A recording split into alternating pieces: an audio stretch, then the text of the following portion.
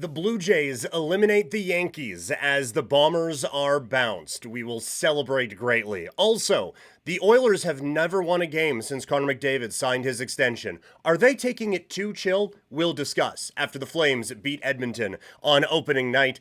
Plus, NFL fantasy football, gambling, UFC, wrestling. I'm in a mood today, everyone. It's going to be a lot of fun. Let's dive in. Couch Potato Diary Live starts right now.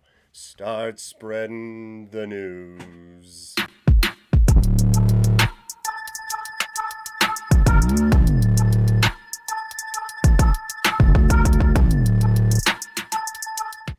And if you're just watching this video or this stream, you are none the wiser of what's been going on here so far. Welcome, everyone, to Couch Potato Diary. My name is Peter Klein. Thank you so much for hanging out with me here today. As always, we are presented by Sea of Dead. Head over to seaofdead403.ca. Still looks a touch laggy on my end. Let me know how we are doing there in the chat, everyone. seaofdead403.ca, great Calgary swag. We got the Jerome shirts. Celebrate a Flames victory with a shirt talking about Jerome McGinley and chilling at the Dome and whatnot. All the proceeds going to Kids Sport. Also, we are fueled by Swift Energy. Head over to swiftenergy.gg. Use the code PKPrimetime for 25% off. Help fuel that next gaming session or just get you through the day after you celebrated last night when, as Toxic said in the chat, when the Yankees lose. Oh, just a great day. We'll talk about why this feels different in a little bit as well. Anything you want to talk about in the chat, we're feeling good today. We're feeling great. Throw it in there. We're going to talk Blue Jays, going to talk Yankees, going to talk Flames, going to talk Oilers. We got NFL to run through as well. Plus, we got the UFC stuff. I promise, didn't forget about UFC 320, and we will get to WWE Crown Jewel as well as we dive back in to the wrestling pool. But yeah, last night, Deeds, Vladdy and Poppy, I have watched that video conservatively 850,000 times. I saw it, and at first I thought, it would have been Poppy getting Vlad into it and just okay, yeah. But it was Vlad to start it, and then just the pure, unadulterated joy on David Ortiz's face when Vladdy pulls that off, and then there's just no stopping them. And Jeter and A-Rod just have to sit in it, just have to stew with it. Oh, it's wonderful. Just one thing before we get into the actual stuff with the show today. Did it not seem last night that A-Rod was more upset about the Yankee stuff than Jeter is? And I get, I'm not saying that Jeter doesn't care about the Yankees. Jeter is Mr. Yankees. He is everything that the Yankees wish they were now. But didn't it seem like on all that stuff last night, when Vladdy's doing the this, that, and the other thing, when Poppy's doing his thing, Jeter was just okay, yeah, no, that's fair. And A-Rod was the one who was kind of stewing in it a little bit. I'm sure there's a deeper psychological meh that you could throw in with that, where, Jeter, things have gone pretty well. Also, he owned another team for a bit with the Marlins, whereas A-Rod, I think, kind of wanted that identity and is trying to get into it as well, but was just something that, something I noted last night in all of that. Also, underrated, as it kind of came out late last night and is again making the rounds today, with Pedro telling the Yankees that Vladdy is now your daddy. Oh, I loved that too. Loved every last bit of everything that has been coming out. Toxic saying, I've been waiting for this stream all morning. Man, me too. I woke up 6:15, just I want to go now. I want to do this right now. Let's just talk. I have stuff that I need to prepare for, but let's not prepare. Let's just run. Let's go. Let's do it. Let's dive in. So, why not? Let's get into the actual breakdown of it. As the Toronto Blue Jays are off to the American League Championship Series for the first time since 2016, and to do it, they vanquished the evil empire, knocking the New York Yankees out of the postseason again in frustrating fashion for them. So much to dive into. So let's do it. Let's talk Blue Jays, Yankees, as the ALCS is now right in front of Toronto.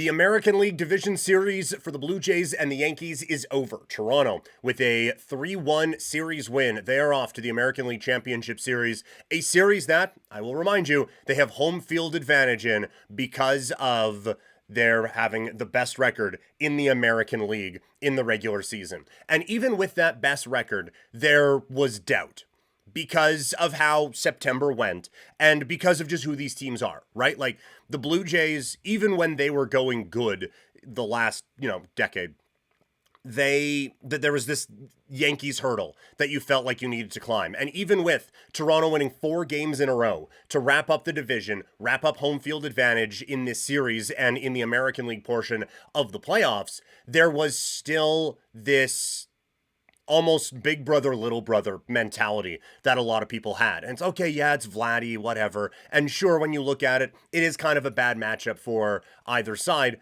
But, I mean, really, it's the Yankees. So there was just this thing hanging over it. And in the end, the Blue Jays stayed the Blue Jays and were able to come away with the series victory. And so many things to talk about around this one, but just that is as team effort a performance as you are going to see. I can't remember a time or a team in baseball where it is 1 through 26 and everybody is out there doing their job and getting things done and getting this team to the next round. And so, like Schneider talking about in the thing, the bullpen game, and then Lucas and Straw, it really was. It was everyone doing something, and maybe not this game, but this series, everyone had a hand in it, and that is the difference between these two teams. And we'll talk about where the Yankees go from here in just a little bit, but the difference between these two teams is on the New York side, it really was how far can Judge drag this team. And on the Blue Jays side, it was all for one for all, and the superstar had a superstar level series. So it really was just the polar opposites of how these two teams were going to approach this series. And in the end, it was the Blue Jays coming away with it. And there are so many different areas to attack when looking at how the Blue Jays got here. I want to say, first of all, this was a masterclass from John Schneider. And I feel like I was pretty hard on him last year and the last couple of years. And, well, I guess even last year, it was more roster construction than management. But the last time this team was in the playoffs, John Schneider did not exactly shower himself with glory, right? And then the team threw him under the bus. But I thought that there were a few times where people were starting to turn a little bit, and I was like, look at what he is getting out of this pitching staff all season long. Like Scherzer, I know he doesn't make the playoff roster for the American League Division Series anyway, but Scherzer was a big part of what the Jays did in the middle chunk of the season. He didn't pitch for the first couple of months. The Eric Lauer being the savior thing, that was pretty legit for a lot of the season. And they had to piece together a 4-person rotation and then bullpen games for a lot of it. So, I mean, they've been training for this moment for a really long time when you look at how the season went. And then looking at this roster and thinking about it. Also, we do have Couch Potato Diary royalty in the house, as my wife is sitting beside me from the Vampire Fantasy League as wife. So you're not seen on TV, but give the people a hello. Sup? See, she's there. But we were talking about it today, and it's like the Blue Jays made a 20-win improvement from last season. And so she just asked, like, how did this happen? And it's not like they went out, I mean, they tried, but it's not like they went out and got the big name in free agency. They got Santander and they got Scherzer, and they didn't get a lot from those guys this year. And especially in winning time, they didn't get a lot from those cats. And so then, okay, how? Because Vlad played at an MVP level for the back part of last year. And I think it's a few things. One, I do think that last season where it went to shit and the Jays had to trade off a bunch of pieces, but Ernie Clement gets regular playing time. Alejandro Kirk gets regular playing time. Joey Loperfido gets regular playing time. Didn't work with everyone. Will Wagner got regular playing time, and then Will Wagner got dealt. So, hits and misses all around. But you allowed the Nathan Lucases of the world to get these chances and everything like that. And because of that, not only do they get those regular reps and those regular opportunities, but now you give the coaching staff a full offseason to figure out what's the best way to utilize this team. And that is where I think John Schneider has done a masterclass all season long. He has said it. He's not a big bunting guy. I have said it. I'm not a big bunting guy. But when it's Miles Straw with a weighted runs created plus of 29 points below league average, all of a sudden you can talk me into bunting. And they do it. They do all of those things. And it is Schneider and this group recognizing the way to get the most out of all of these guys. To use the wrestling analogy, what we always hear in ECW, Paul Heyman, he knew how to accentuate the positives and hide the negatives, which seems very simple, but when you look across the way, and it's the Yankees, and it's like, well, Jazz is our second baseman, so he's going to play second base, and we're going to swing away, and that's what we do. That's just what they do. And for the Blue Jays, it was, okay, what is the way that we can get the most out of Ernie Clement? What is the quintessential Miles Straw that we can get out of him? And the Blue Jays found that way and were able to get 10% more out of everyone on the roster. And all of a sudden, 200%, right? So I feel like that is the way that the Blue Jays were able to accomplish this and get them there. Tall John in the Twitch chat, this season was a full team effort. 1 through 9 supported Vladdy when he was not on. You're right. You know, like there were times, because Vladdy, like he turned it on at one point, but it wasn't him. It was Springer for a lot. And then when it wasn't him, it was Kirk. And when it wasn't him, it was Clement and Lucas and Straw, just kind of keeping that line going. Jonathan Clase coming up and hitting a big hit against the St. Louis Cardinals. You know, like you could go through this lineup and figure out where everyone kind of slots in and where they had their big moment. And when you have a team like that, John Schneider and the coaching staff, managerial staff, they should be getting a lot of the flowers. And honestly, like I have said for years now, that Pete Walker is the Blue Jays' secret weapon. He needs to be getting more manager buzz because now he gets kind of promoted to bench coach, and along with being the pitching coach, and to see what he was able to get out of that rotation, and to see what he was able to get out of the strategy around all of this, just 10s across the board. Excellent work by everyone to be able to get the job done. As far as the players go in Game 4, obviously the bullpen stepped up. And there's a YouTube short and a TikTok out there of me saying that I hated the roster construction. I hated that they just went with 3 starters and then went with the bullpen game. And then you see some people saying, well, it's not really going to be a bullpen game because Lauer's going to come in right after and eat up a chunk of innings. And that wasn't the case. They bullpen gamed the hell out of this. And you can tell it was a lot of planning, a lot of strategy. And unlike years past, where it was, this is what we're going to do, and this is the plan, and don't deviate from the plan because then emotions get involved, and F your feelings, we just have to stick to the facts and stick to the numbers. And then you pull Barrios in the 4th inning of a playoff game against his former team when he's dealing, and Kikuchi deals slightly less, and you lose a game. The Blue Jays had a whole lot of, if this, then this. If that, then this. We want these guys to face these guys, but we want this guy in this situation. So Anthony Santander is coming in the 3rd by God inning to come in and get the job done. And it is just a fantastic summary of the season as a whole, where ego was checked at the door, right? Bassett and Scherzer are still, Barrios too, still on the bench. Still helping out the team, still celebrating, still doing all of those things. Sir Anthony Dominguez probably hasn't pitched in the 3rd inning of a baseball game since he was 10. But it's everyone just comes in and does their job. And so Toronto had a game plan. They stuck to it masterfully, and then the pitchers executed in the ways that they needed to. So it absolutely worked 100%. And Toxic in the chat before said, so what are your thoughts on the bullpen game going forward? I think, look, it worked. It was amazing. They did it fantastically. I don't want to do that again. Maybe I'm just being stubborn. Maybe I'm just being stuck in my ways, but I would feel so much better if there was just a 4th starter there and you could, those great bullpen performances, spread them out over some of these games here a little bit, instead of just having to manage a couple of different spots so that you can save everybody up for this exact moment. They've proven if they have to do it, they can. And they've done that a few times this year. But I would really, really rather just not having to deal with that again. That would make me feel so much better, because that was stressful as all heck last night, trying to get all of that put together and watching them do all of that. Still going to get to more from this game, a lot more from this game. We have a bit going on here in the chat. Tall John on Twitch saying the only blessing was asking for last night was for the ninth. For the ninth was for Judge not to be the potential tying run, and it was a huge sense of relief when they got the first out in the ninth. Yeah, 100%. Did I selfishly want Judge to be the last out of the ninth inning?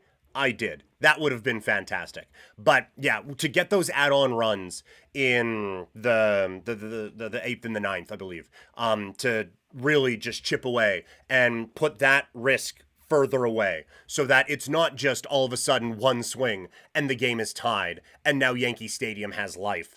To make them have to string a bunch together when you knew that there was a Gosman or a Yasavage safety net behind Hoffman, that was such a relief.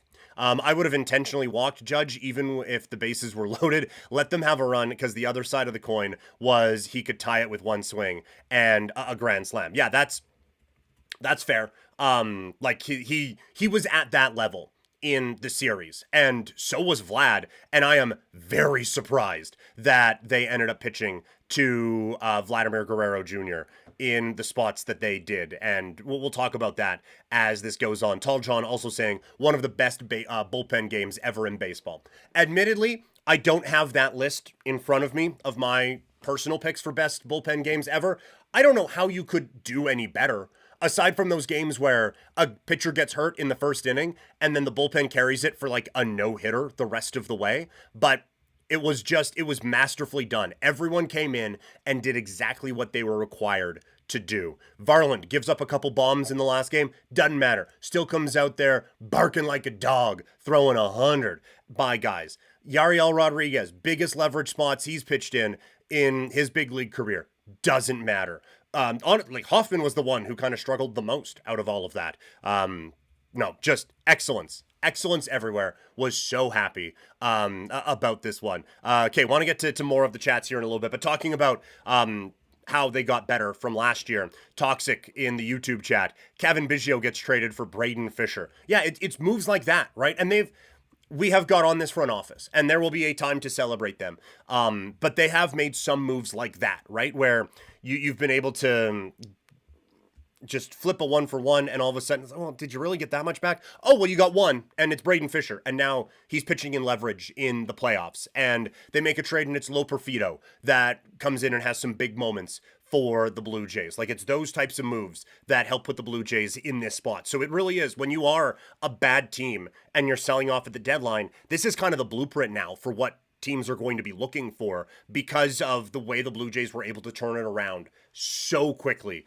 with the core that they had, the process that they had, and then the players that they were able to bring in. But the big part of all of this was Vlad Guerrero Jr. And I know that there are other big-time performances in this series, but this was what we were waiting for from Vlad. This is what we were excited about when we were getting reports of Vlad Guerrero Jr. as a 16-year-old. And we were getting highlights of Vlad just mashing baseballs onto highways behind minor league ballparks across North America as he was coming up to the Blue Jays. It was this. It was for moments like Game 4, where it feels like all the momentum is against you. The Yankee Stadium is going nuts in the way that only Yankee Stadium can, and you deliver a first inning RBI single to get the ball rolling and get your team fired up. And he delivered. And it is so much fun to see a Blue Jay star, to see this kid too, who we've been following basically his entire adult life, to see all of this pay off against the team that he has just a deep, deep hatred for.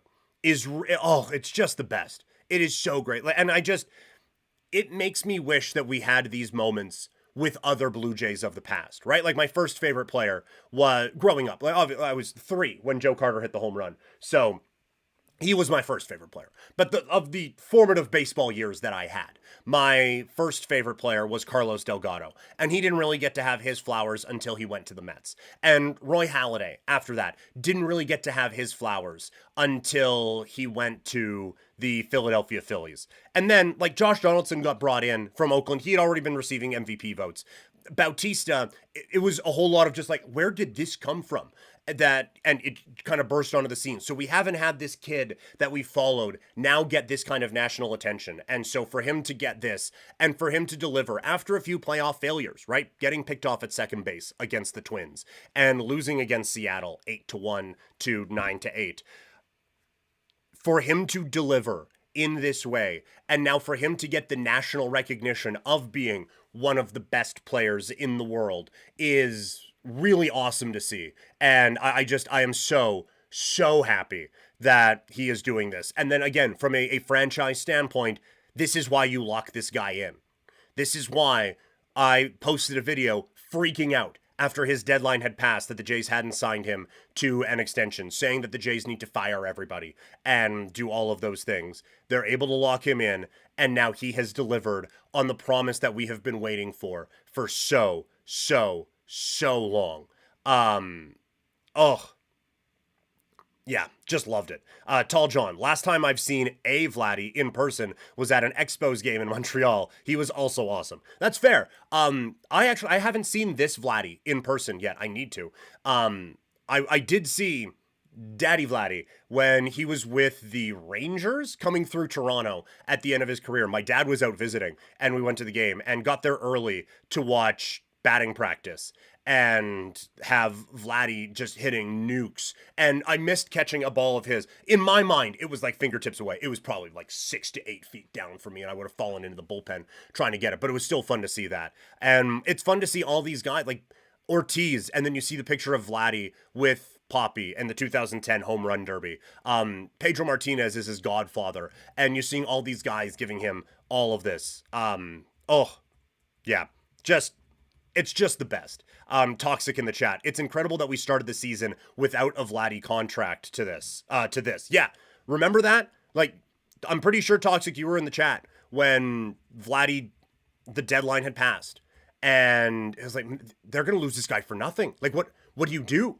And if you can't get a contract done with him, well, then you're simply fired. Like, there's no other way around it. And now he has signed long-term. And it did kind of give you a bit of a, okay, some of the pressure is off. And oh, look at that, they're in first place.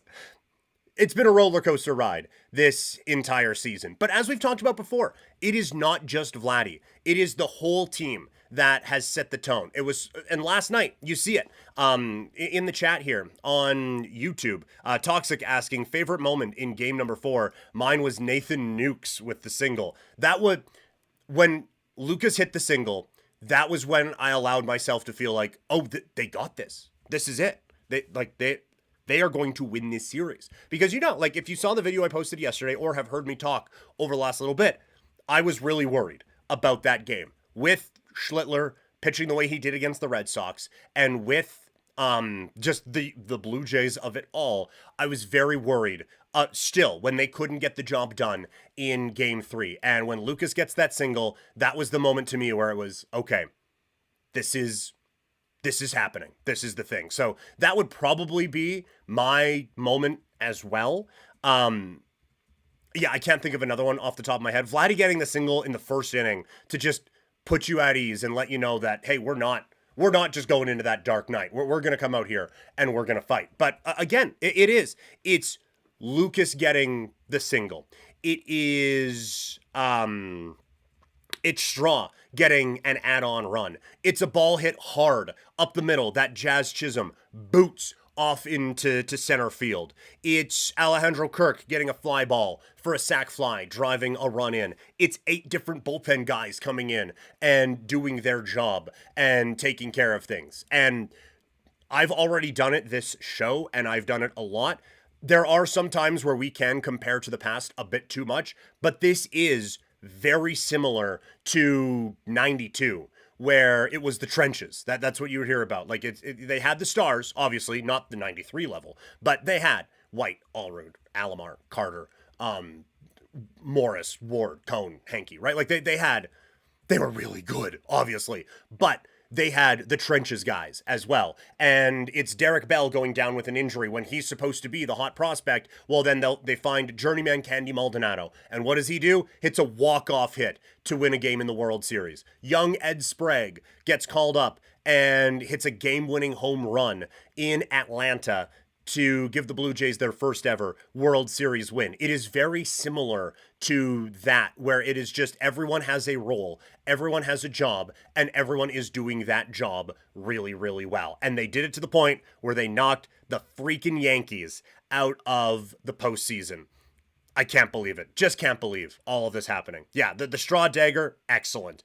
Tall John, Maple Leafs and Habs fans stuck around at the rink to watch the end of the ALDS, to go from rivals to cheering together all in the same night and facility.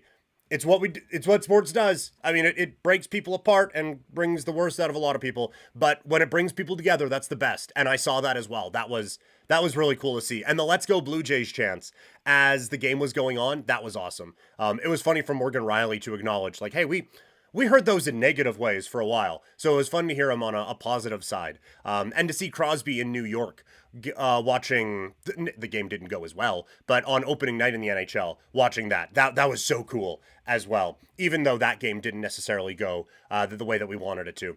Toxic in the chat, favorite moment from the series? Mine was Vladdy Grand Slam at home. That is an all-time Blue Jays moment now. And seeing that over the last little while, and just seeing, like, it is grooved right in, and he hits the tar out of that thing, and just an absolute, no doubt about it, home run. Like, it is in the pantheon of the bat flip, and Edwin Encarnacion taking the bird for a walk after the walk-off win against the Orioles. And it, like, I still hold the stuff in 92 and 93 in higher regard because it ended with trophies.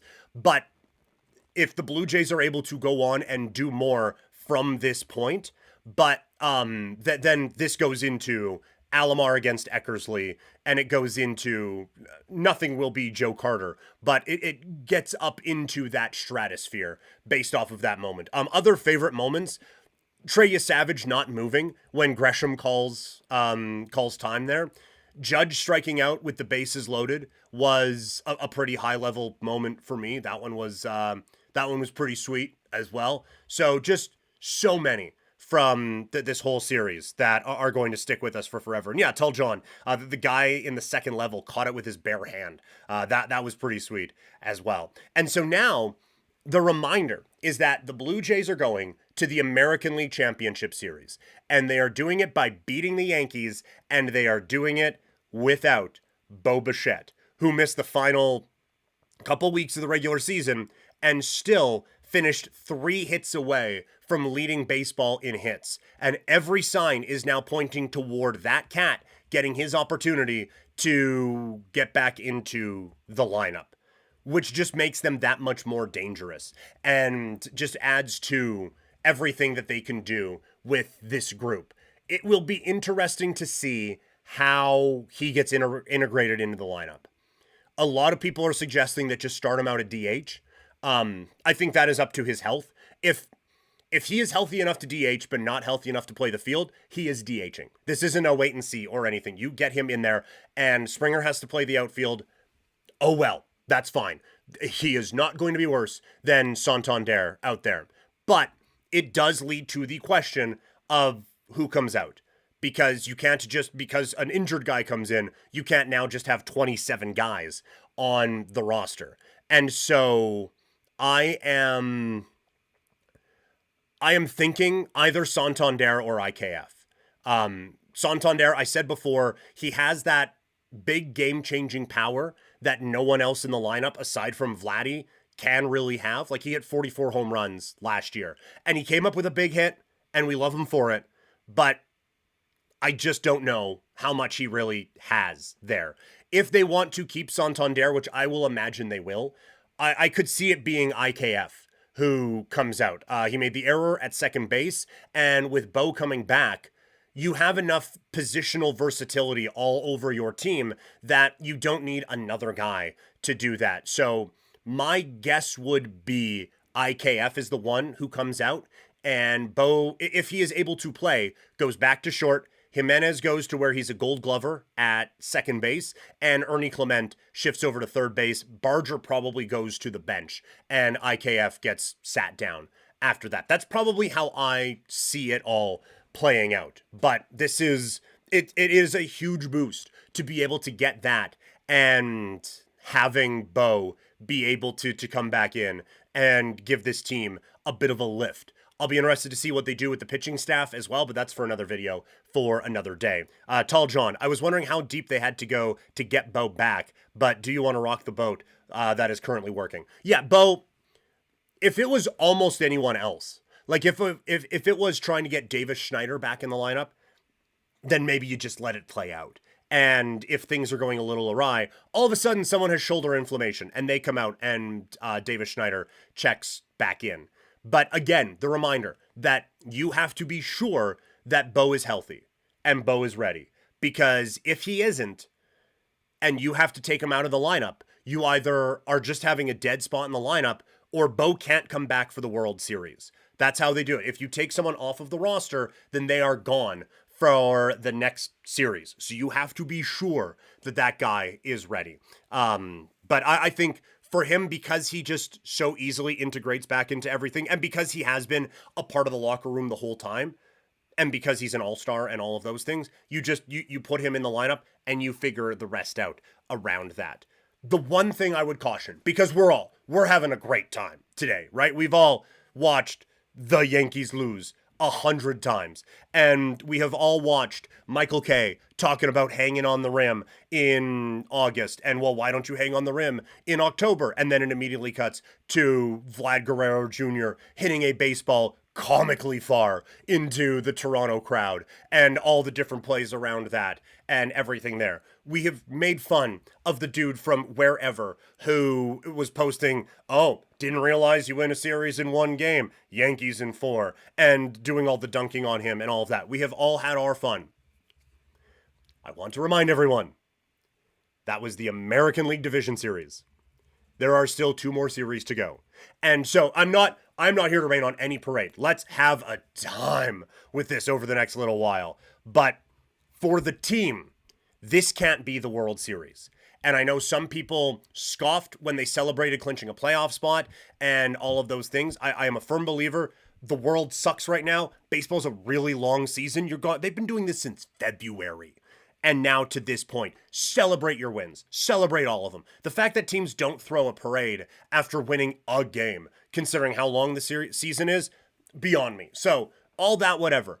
But it is going to be different feeling against either the Tigers or against the Mariners in the next one. There isn't going to be that built-in hatred of that team. And there isn't going to be that first time in a while now.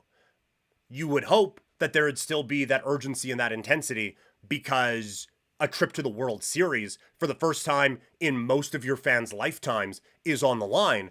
But we have seen this before where it was really intense against the Rangers and you weren't able to match that against Kansas City and they were just better. And you weren't able to get that urgency and that offensive flair back against Cleveland and you somehow lost a very winnable series in 5 games. Whoever the Blue Jays play in the next round, the Jays had a better record than them. And whoever the Blue Jays play in the next round, Toronto should feel very good about their chances. But just don't let a 5-game series against the Yankees be your World Series when the actual World Series is well within your grasp. 4 wins away from it right now. So that would be my only caution for Toronto. Tall John in the chat. I think Seattle would be good for Blue Jays fans. Seattle is almost Skydome 2.0 every July and August series. Yeah. How great was it the last 2 days to see a lot of blue out there in the Bronx? You know, like there were a couple spots of Yankees here and there. That was a lot of Blue Jays fans out in New York. And so that is what I am hoping from this stretch here for Toronto, where they have had a bit of a time getting free agents the last little bit. And you get the pieces written about how Shohei not going to Toronto was good for baseball because of this, that, and the other thing. You can just go by if you want. It's okay. I'm gonna. Okay. Say hi to wife, everyone. Hi. Bye. Oh, my dog's leaving too. Yeah. Oh. Okay. Don't worry, we'll be fine. All right. I'm gonna leave all this in. What was I talking about? Oh, right. Everyone going on about how Shohei this, that, and the other thing. No, that this is not that friendly. Don't do that. Looking at how everyone reacted when Shohei didn't come to the Blue Jays, and how everyone just basically mocked again when Soto didn't come to the Blue Jays. And then Roki Sasaki and all of that. Like, it was difficult to see all of that. And so one thing I am hoping from this run is everyone get a look at how passionate this fan base is. And everyone notice that it got pretty loud when the Blue Jays would get hits in the Bronx. And the camera was shaking when Alejandro Kirk hit a home run and all of that. Like, I am hoping the rest of baseball catches on that this fan base is just as passionate as all of yours down in the States. Just because we have a different sport that we call our national one, don't get it twisted. This is Blue Jays country. This is baseball country.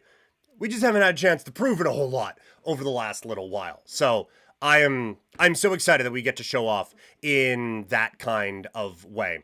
Tall John, I'm in Calgary, and the Toronto-Seattle series is still on my bucket list of things to do.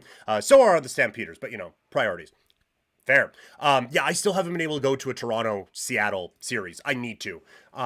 Admittedly, a venture down south doesn't seem like the ideal thing to do for the next couple years or so, but still feeling that. Still have to get to that at some point, absolutely. But yeah, like, both matchups are fun. Whether it's Seattle, like we've been talking about, there's a travel thing that makes it pretty easy. If it's Detroit, it's fun too. Like, again, I am older than what I would presume to be a few watching this anyway.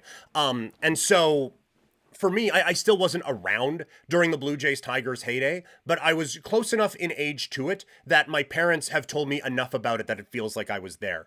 When you look at the history of the Blue Jays, I know the Yankees are the ones now, but the Tigers were the first to be like the first big rival of Toronto, with a bunch of division battles. 87, where it comes down to the last week of the year and the Jays can't get it done. In all-star games, Sparky Anderson running through Tom Hankey and a bunch of that, and just like the back and forth that those two organizations had. If there was a wild card round at that time, those two teams would have played every year in the playoffs. So to rekindle a classic rivalry would be a whole lot of fun in all of this as well. And just one last thing about this, and then we'll get to the rest of it. Tall John, Gen X are here, so I saw the Expos in the heyday. I remember watching the Expos as well, for sure. And it was kind of fun when we finally got Blue Jays Expos in interleague play. But yeah, can't wait for the Netflix documentary to come out on the Expos there. Dog's coming back in too, right? Hey, Bellini. Okay. Rude. Don't call me that. Oh. Well done. I've been thinking for the last bit about why this feels different. Because it's not like in 15, they hadn't been to the playoffs since I was 3 years old. And then you had everything that went along with it. But this still has a different feel to it than that time, doesn't it? Like, there's just something about waking up today. And even last night, like calling my parents after the game was done and yelling, "Start spreading the news," and all of that, and seeing the Yankees lose on everything, and then waking up today and just still having this feeling like it is different from times past. And I do think it is because of the Yankees.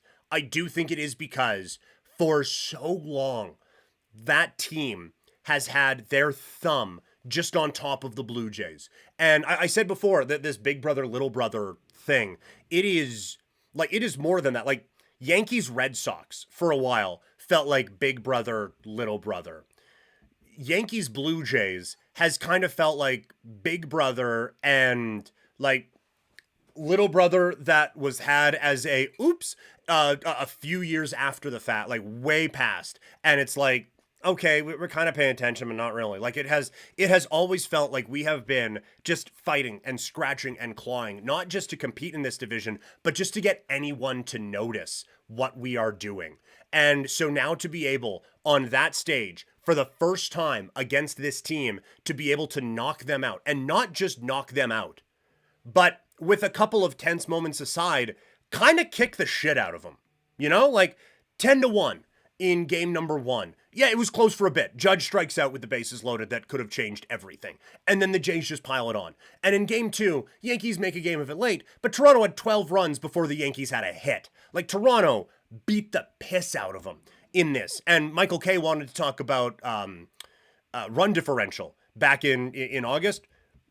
Pretty good run differential this series. Nice little plus 15 hung up on you in 4 games. So for the Jays to be able to do this after for so long just feeling like an afterthought or a barely thought of at all, and to burst onto the stage like this, and with a team like this, where it isn't just, well, we went out and bought a bunch of guys and that was it, but it's prospects that we have watched for a long time come up, a manager that we watched with those guys come up for a long time. And then to have the close calls of the last couple of years of maybe we'll get Ohtani, maybe we'll get Soto, maybe we'll get Freddie Freeman, maybe we'll get Jose Ramirez, and have it all not pan out, and each time be told, well, good thing those star players aren't going to Toronto because that would be bad for baseball. Well, it seems like things are going to get real bad for baseball, because this does feel like a lot of best case scenario happening with this Blue Jays team. And there is something special that there feels about it. I don't know how repeatable this all is, but this team isn't going away. And to have this all play out the way that it has with the Yankees, with the close calls with the players, and with the prospects that we've followed all breaking through, it just feels so rewarding. And who knows where this journey will take us, but already it feels like one of those this is why you watch moments. And so I'm just basking in all of it right now. I can't wait. I can't wait. I was saying on social media, I think, I am so excited that the Blue Jays now get to sit and watch as the Mariners and the Tigers hopefully go 27 innings in Game 5 of the American League Division Series. I also wish they were playing today, because I want to keep watching this team. And it's wild that you can go through 162 games of watching this team and then still be wanting more. But that's where I am at with all of this. So keep it coming in the chat. This has been a whole lot of fun chatting about the Blue Jays with everybody here. I just want to make sure that I haven't missed anything in the chat. Connor D asking about my favorite Saskatchewan wide receiver. We'll get to that in a little bit, Connor. I just have to, gloat about all of this Blue Jays thing happening here. Tall John, a lot of expats live in Manhattan and showed up big time last night. Fair enough. Pretty quick jaunt over there. And I do know a few people, because I lived in Toronto for a bit. I do know a few people who went down for the game as well. But yeah, there's a lot of Toronto that's down in New York. And Toxic summing it up perfectly. Job's not done, but boy, this feels great right now. Yeah, I would love to have it in me to be the Kobe, the Mamba mentality of, hey, Kobe, you're up 2-0 in the finals. Can you smile at all? Job's not finished. But if you didn't finish this job, then the other job wouldn't be available to be finished. So I'm going to enjoy that they finish this job off. All right? All right.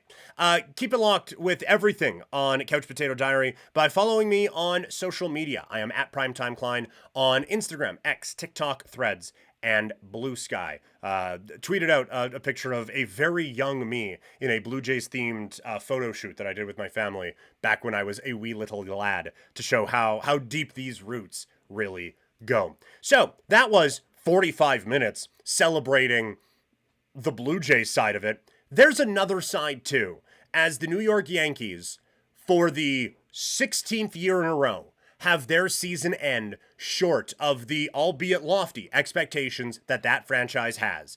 Patience ran out a while ago. So what is next for the New York Yankees? Let's try to figure it out and be as nice to them as possible.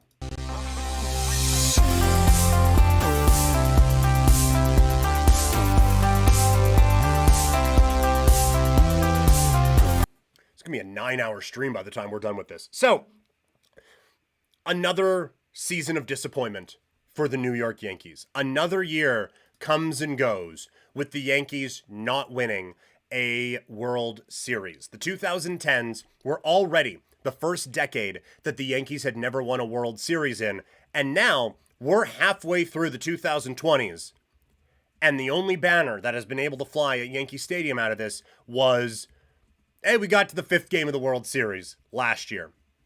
So where has it gone wrong? Where do the Yankees go from here? Well, first, I do think you have to acknowledge the massive disappointment that was last night and this series for New York. Again, coming at this from a Blue Jays fan standpoint, if you had told me going into the game last night that Schlittler would have pitched into the 7th inning and he would have allowed 2 runs, I would have been making my plans for Friday night and Game 5 because of a bullpen game. I didn't know if Toronto was going to be able to do it. But just, it all comes down to the fundamentals, again, for the New York Yankees.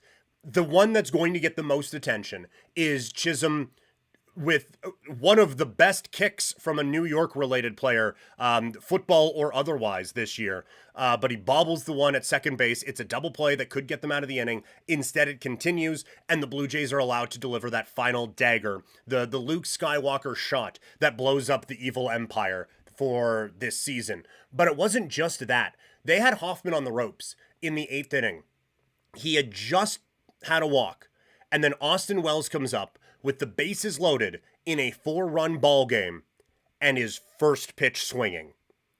And I don't care if Jeff Hoffman went, hey, my shoulder's done, but we don't have anyone ready, so I'm going to just lob this baseball in like it is Rookie of the Year, and it floats down in there. You are taking until a ball or until a strike is thrown. That rule number 1 with the bases loaded and you're the number 9 hitter or whatever. You're a bottom of the order hitter and you're doing that. Can't do that. And the Yankees, they are able to get away with can't do that because you have the second best player in the world hanging out in right field, and he was awesome. His OPS was better than the next couple Yankees combined. His batting average was better than the next couple Yankees combined. I had said coming into this series that one of the reasons I wasn't taking the Yankees as seriously as others is because the only guy who really scared me doesn't scare me in the playoffs. And then he did. He turned out an amazing postseason performance, but he was just one of 9. And everyone else they're just chasing so many pitches. I thought they bailed Yasavage out in a few moments in the game where he was otherwise dominant. They bailed Gausman out with the Judge chasing that pitch low and away. They bailed the Blue Jays out a few times. And it took the Blue Jays having a Yankee-esque performance to let New York back into a game. Otherwise, it's an absolute bludgeoning of a sweep. And we're having a really big conversation about where the Yankees are at going into the 2026 season. So, again, it's the old issues. And they had said after the World Series where they fumbled it away, we're never going to let that happen again. That's not going to be us. Well, it was. It was those issues in the regular season that allowed the Blue Jays to catch you. It was those issues in the postseason that allowed the Blue Jays to pass you. And ultimately, it was those issues in the postseason that allowed the Blue Jays to finish you. And I don't get how you don't fix that. I understand not wanting to put all of it on Aaron Boone. You have to put some. Now, some of it you have to put on the players. It shouldn't be up to Aaron Boone to get Jazz Chisholm to field a ball up the middle at second base.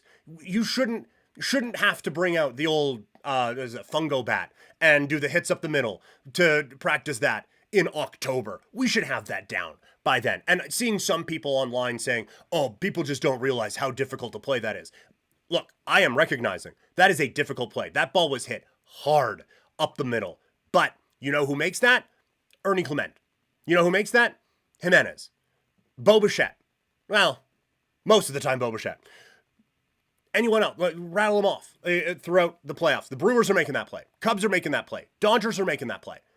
Those are the ones you can't let get away, where it's tough, but you still have to do it. Yes, hit very hard. People have been hitting baseballs hard for a really long time in this sport. A lot of times, they go right at a dude, and you still have to make that catch. So, I would forgive Jazz for not turning a double play on that because of how hard that was hit. But he is still recognizing that ball is scorching to me. Better just try to shovel it. And he's trying to make the double play before catching a really hard hit ball. That's the fundamental. Like, yes, I, as a 6'4", 250 some odd pound, 35-year-old, would have a difficult time getting my ass over in front of that ball. A, not my job. B, he is still doing that in a way that isn't what he is supposed to do.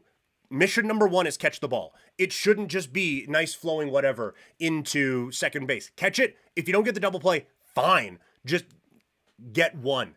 And it's those sorts of things all season long. And this era of Yankee baseball that have really come back to get them. And it should be on the players a little bit, but it's also on the coach as well. And the other thing with this is the strategy of the Yankees.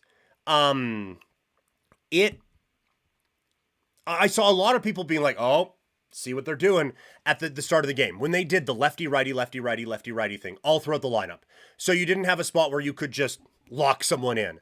And at first I was like, oh, I hate that they did that. But then I was like, well, when you're piecing it together, like these guys, this isn't 2005. You don't have a loogie in your bullpen, left-handed one-out guy. Because you can't. You have to get three. There are rules now that they have to come in and face three guys. So you can go left, right, left, right, left, right. That's fine. But when the left comes up, that means the next one is right, left. So I'm bringing in a lefty, and he'll have to deal with one righty. I'll pitch around him. That's fine. And then I get the matchup again. Also, when you go left, right, left, right, left, right, you end with left, and then you begin with left again. So if you really wanted to get wild and crazy with one of your left-handed pitchers, of which the Blue Jays had a few, you could go with the number 7 hitter who's a lefty, somehow try to manage your way around the number 8 hitter on a lineup anyway, being right-handed, and then you got the platoon advantage with 9 and with 1. So yes, like this was a tricky way to make it so the Blue Jays couldn't just immediately look and section things off. But when you think about it for a second and you realize these guys have to face 3 dudes anyway, you are really setting it up in a way that allows them to have the platoon advantage that they want. And like with the lefty things, that's fine. So like when you're mapping it all out, we just said you go lefty at 7, righty at 8, but then lefty 9, lefty 1. So you put a lefty in for those, and then, well, we're obviously bringing a righty in to face Judge. And then the lefty after him is Bellinger, who has reverse splits anyway. So it's not like it was this, oh my God, and then we have to deal with Barry Bonds, who just kills left-handed pitching, or just kills right-handed pitching, and we're losing the platoon thing there.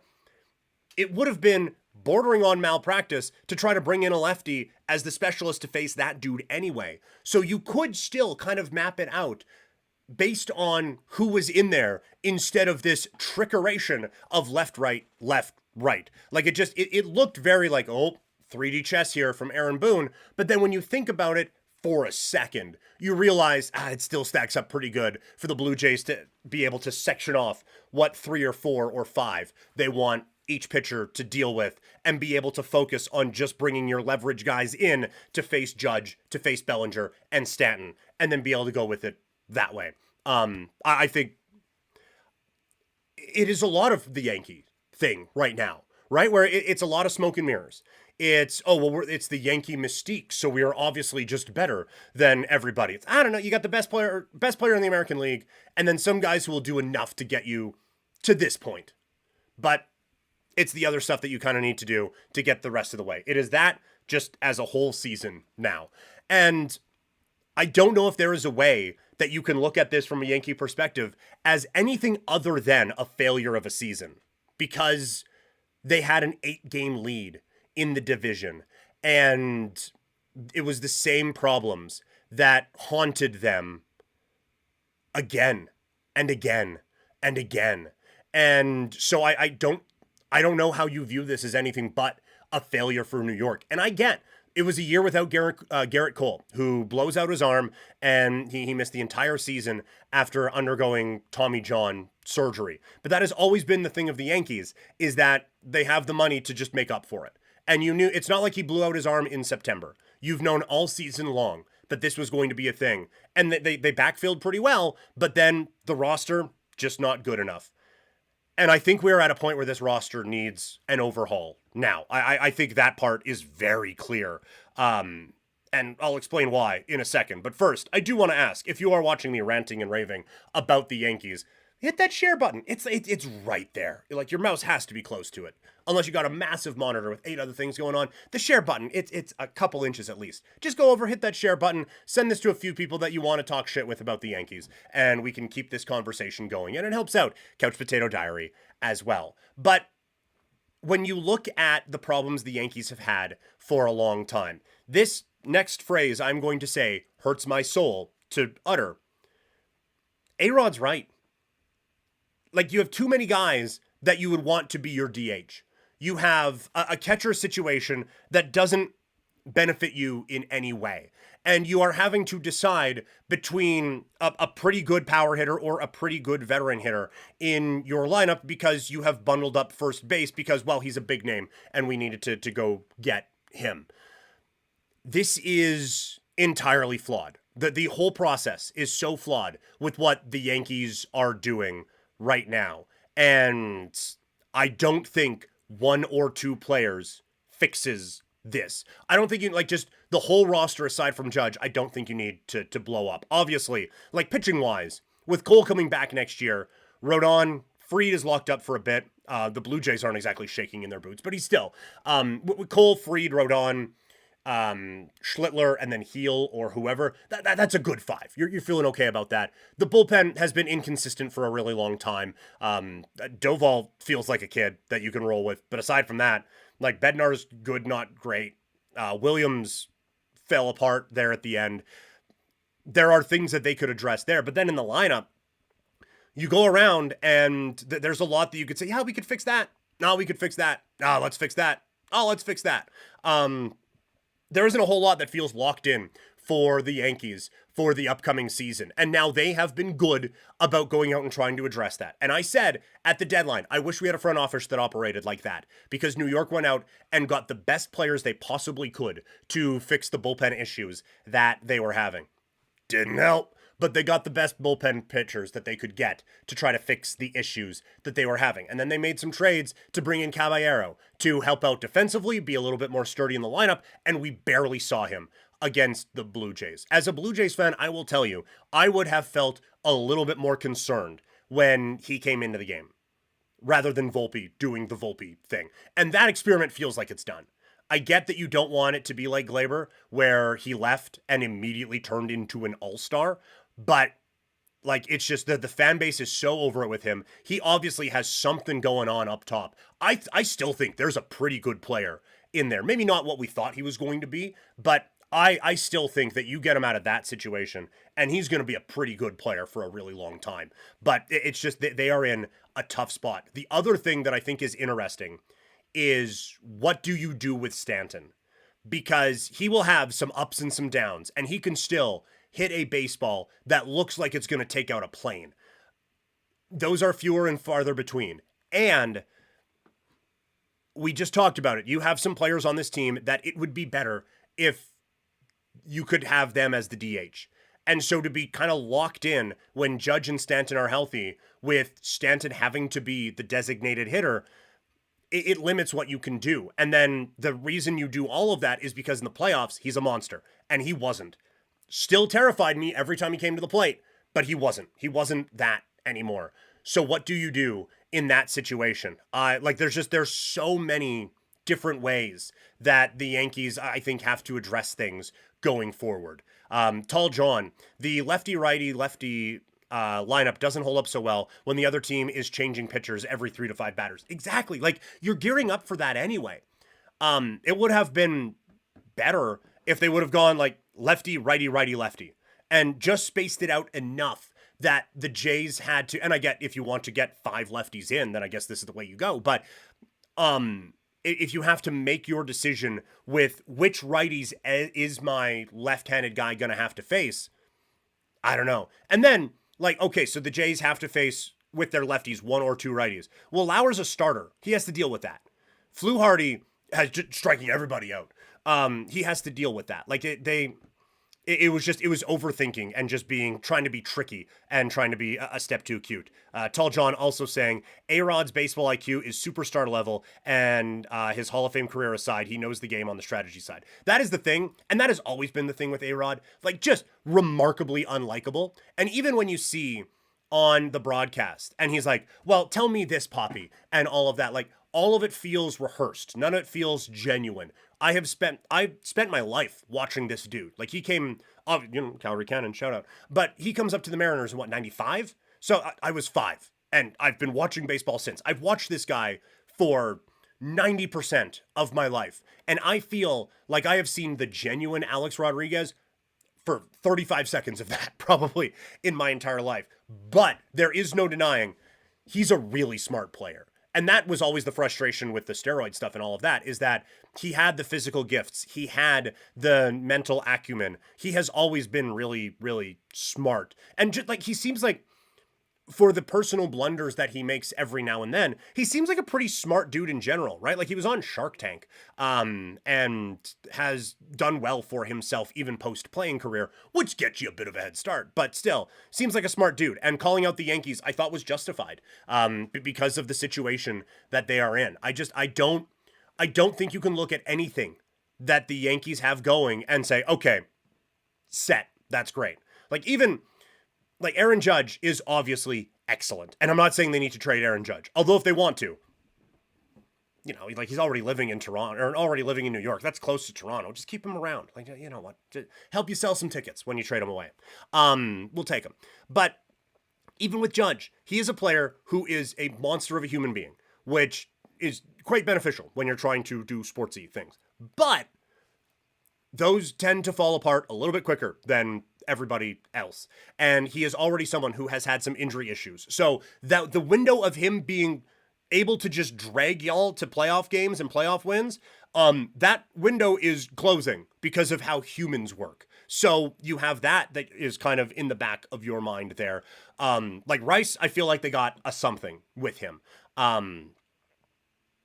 Everything else, like McMahon, them trading for McMahon just bugged me. But I didn't feel overly threatened when he came to the plate, although he hits the home run.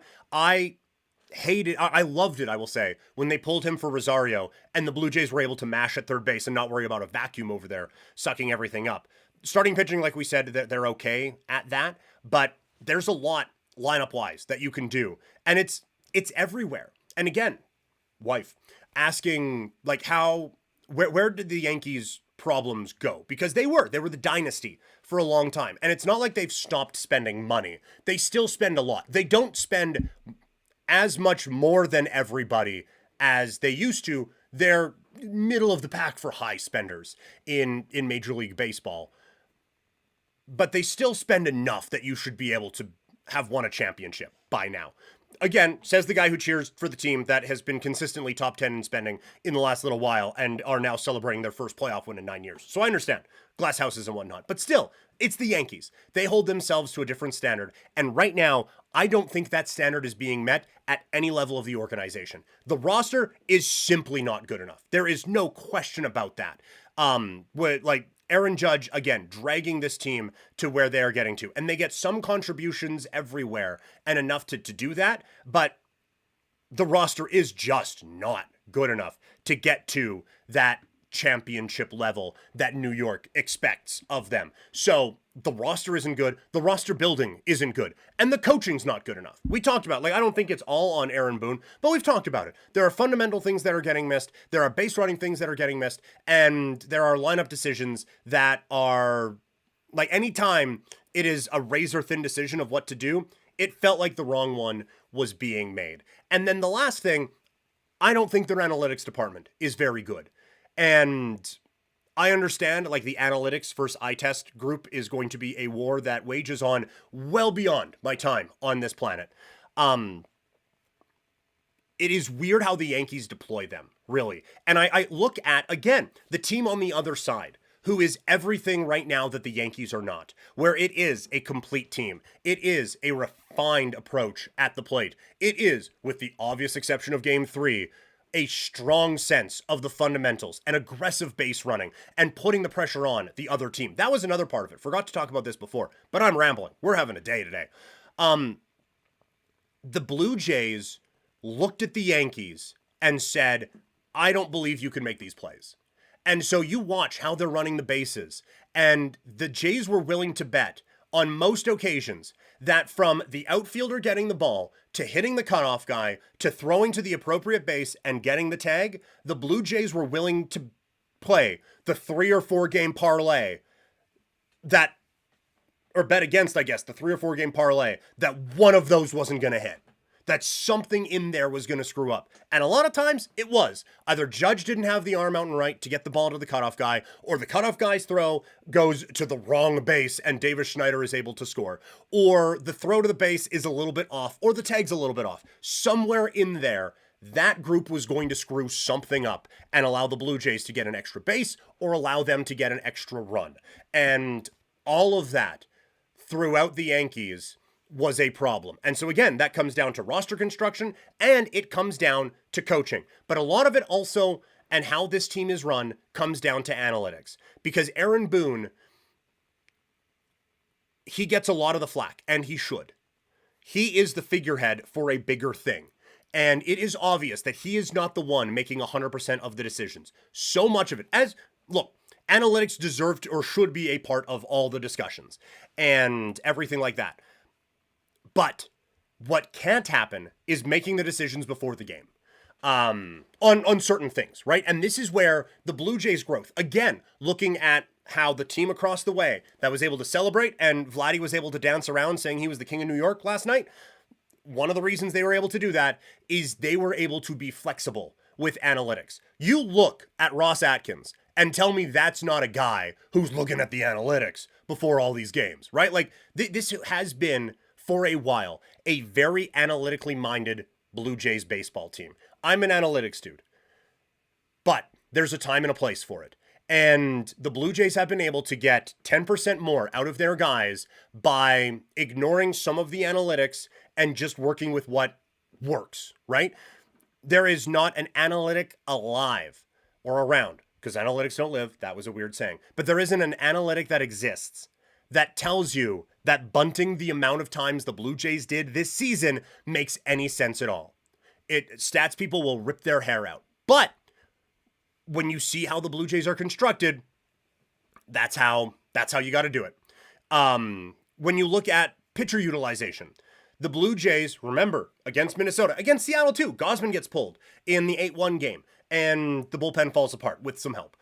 The game against Minnesota, Barrios is dealing. Well, got to pull him because we made the decision before the game. We looked at all the lineups, and we thought Kikuchi faces those guys well, so that's what we have to do. And it was this rigidness of sticking to everything that you had to do. And when you look at the Yankees and how the analytics tell them to do all of these things, and then they don't allow themselves to adapt off of it, that's a failure. That is an organizational failure. And so they are either looking at the numbers incorrectly or looking at the wrong numbers or just really dumb about how to implement it. But it has been a failure. And you look again at the masterclass that John Schneider put on to beat the Yankees and knock them out of the playoffs and see how he's been able to actually use feel, actually be a manager, implement the analytics when you need, okay, we like how Santander's swing path goes against this guy. Oh, hey, look at that, it's a single. Play those matchups and do all of that, but recognize in the moment, hey, maybe we don't need to pull Max Fried after 91 pitches in the American League wildcard game. And maybe we don't just need to go left, right, just to throw off the platoon splits or anything like that. So it is the analytics department, it is the implementation of such on a roster that is very bad and poorly coached. But aside from that, at least you got Aaron Judge. And again, last thing I will say, they are getting dunked on a lot today. And part of that is what comes with the territory, right? If the Yankees had beat the Blue Jays, I don't think they're dancing around to Views of the Six and like all of a sudden Aaron Judge is the king of Toronto and they're not singing "Oh Canada" in a mocking way or anything like that. But because the Yankees have been the Yankees for so long and been so obnoxious about it, you kind of got to take your medicine with it now. But you have to recognize that the reason that we're all making fun of you right now is because of the standard that you set for the first 100 years of the franchise and how you are absolutely failing to meet those expectations right now. So while that's happening, the rest of us are going to rejoice. Once more, from the Twitch chat, Tall John. I know it's hard to compare baseball and hockey, but this year's Blue Jays remind me of the scrappiness and defensive powerhouse that the New Jersey Devils used to be back in the day. There is something to that. Absolutely, Tall John. I would say the Blue Jays are a billion times more watchable than those Devils trap teams and all of that. But you're right, like it is recognizing what you have on your roster, recognizing what you don't, and putting everyone in the best situation that they can to be able to succeed. You look at those Devils teams, like, well, we have maybe a goal scorer, we have some pretty good defensemen, and we have one of the best goalies that's ever lived. Think we should probably play defensively here, boys, and just play to the strengths. Blue Jays were able to do that. Yankees never really figured out what their strengths were, and that is why Toronto is celebrating still to this moment, and the Yankees are figuring out what went wrong for the 16th time in a row. Again, we stream these live on a few different platforms, and then the audio goes up in podcast form. You can check out Couch Potato Diary on Spotify, on Apple Podcasts, or wherever you get your pods. Let's go now to the world of hockey as the NHL season has kicked off over the last couple of days, and in the city that I reside in, it's a bit of shock in a good way. The Flames are 1-0. How did they keep doing this? Well, let's talk about a come-from-behind win for the Calgary Flames last night.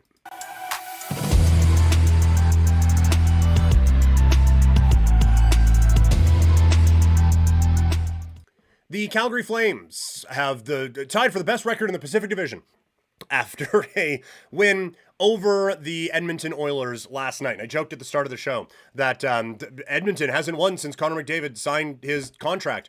Are they taking it too easy? Is it too soft? Do they not have urgency now? We'll talk about the Oilers side of this in a second. Toxic. Wait, there was a Flames game last night?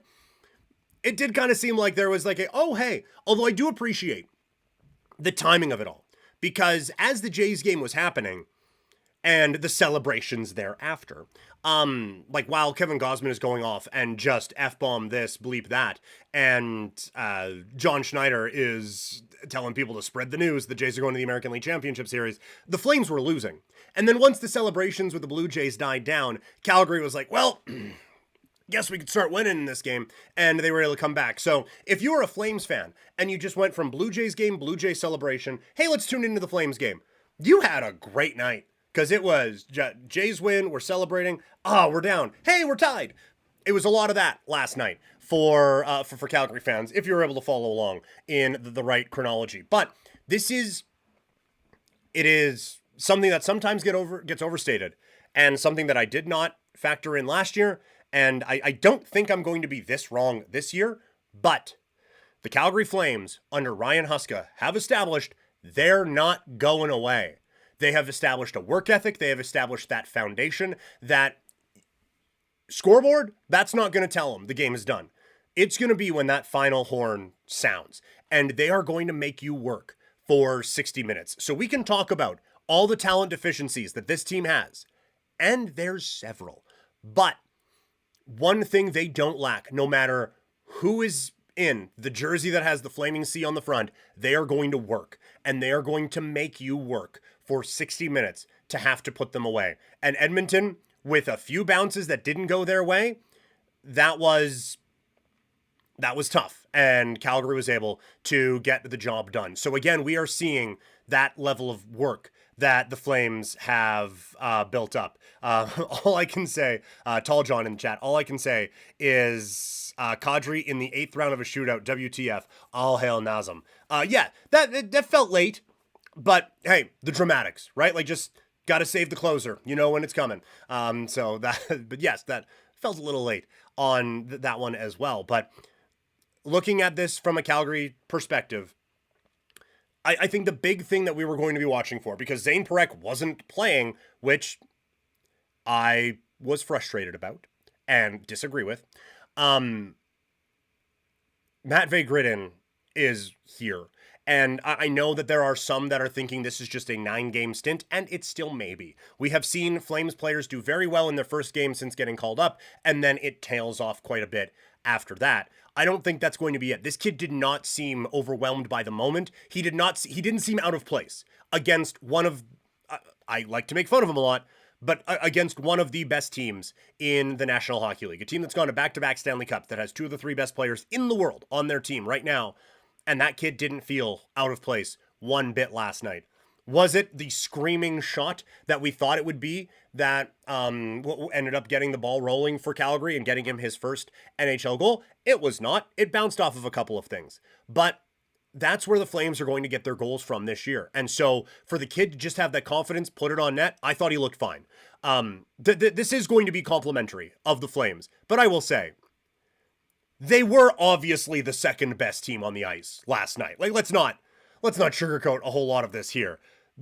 One team looked really good, and the other team was the Calgary Flames. But Calgary is able to come away with a victory in a very Flamesy way. And again, it's kind of back to the baseball conversation we had. Understanding the strengths you have as an organization. This is not going to be a team that is overly successful run and gun. Do we wish they would open it up offensively a little bit more? Yeah, I would like to see what the offensive upside could be for some of these guys in a system that allowed them to go a little bit crazy. But you look at last night, where the goals were coming from. It is Gridden just putting the puck on net and seeing what happens. It is Klapka winning a battle against 2 Oilers in front of the net, getting the puck over, and Connor Zary does his best Miles Straw and punches one the other way into the back of the net. It is Stuart Skinner having his controller disconnect for a second after a dump in, Blake Coleman rushing in and punching the puck into the net. Nothing was brilliant. Nothing was spectacularly set up or anything like that. All of it was Calgary Flames hockey. Working hard, battling, getting the puck to the dirty areas, and hoping something good happens. And it did 3 times. And Calgary was able to come away with the victory in that one. On the text line, wow. Going back to the 960 stuff. On the Twitch chat, Tall John, is Dustin Wolf the second coming of Kipper? He's just superhuman with his pads. Man, it was unbelievable what he was doing last night. He was spectacular again. And this is what it's going to be. He is going to keep them in games throughout. He has just established that he is that goalie. And it puts more urgency on the organization to figure the rest of the stuff out, because dudes like that don't come along all that often. It's why you spent over a decade, like Mika Kiprasov played his last game, 13, 14? Maybe a little later than that? Probably a little later than that. Either way, there's a reason he's still the one that's brought up. It's because it's really hard to find that next guy, and you have found him in this kid. So I'm not saying go out and trade for, Elias Pettersson, although that would fix some things, actually. So maybe a bad example. But don't go out and trade for Corey Perry. Don't go out and bring all these veterans in to try to boost that. But if you could figure out that first-line center thing ASAP, that would be beneficial, because the kid is just too good to be wasted on a team that's just eh. But no, this is what this team's going to be, again, this season.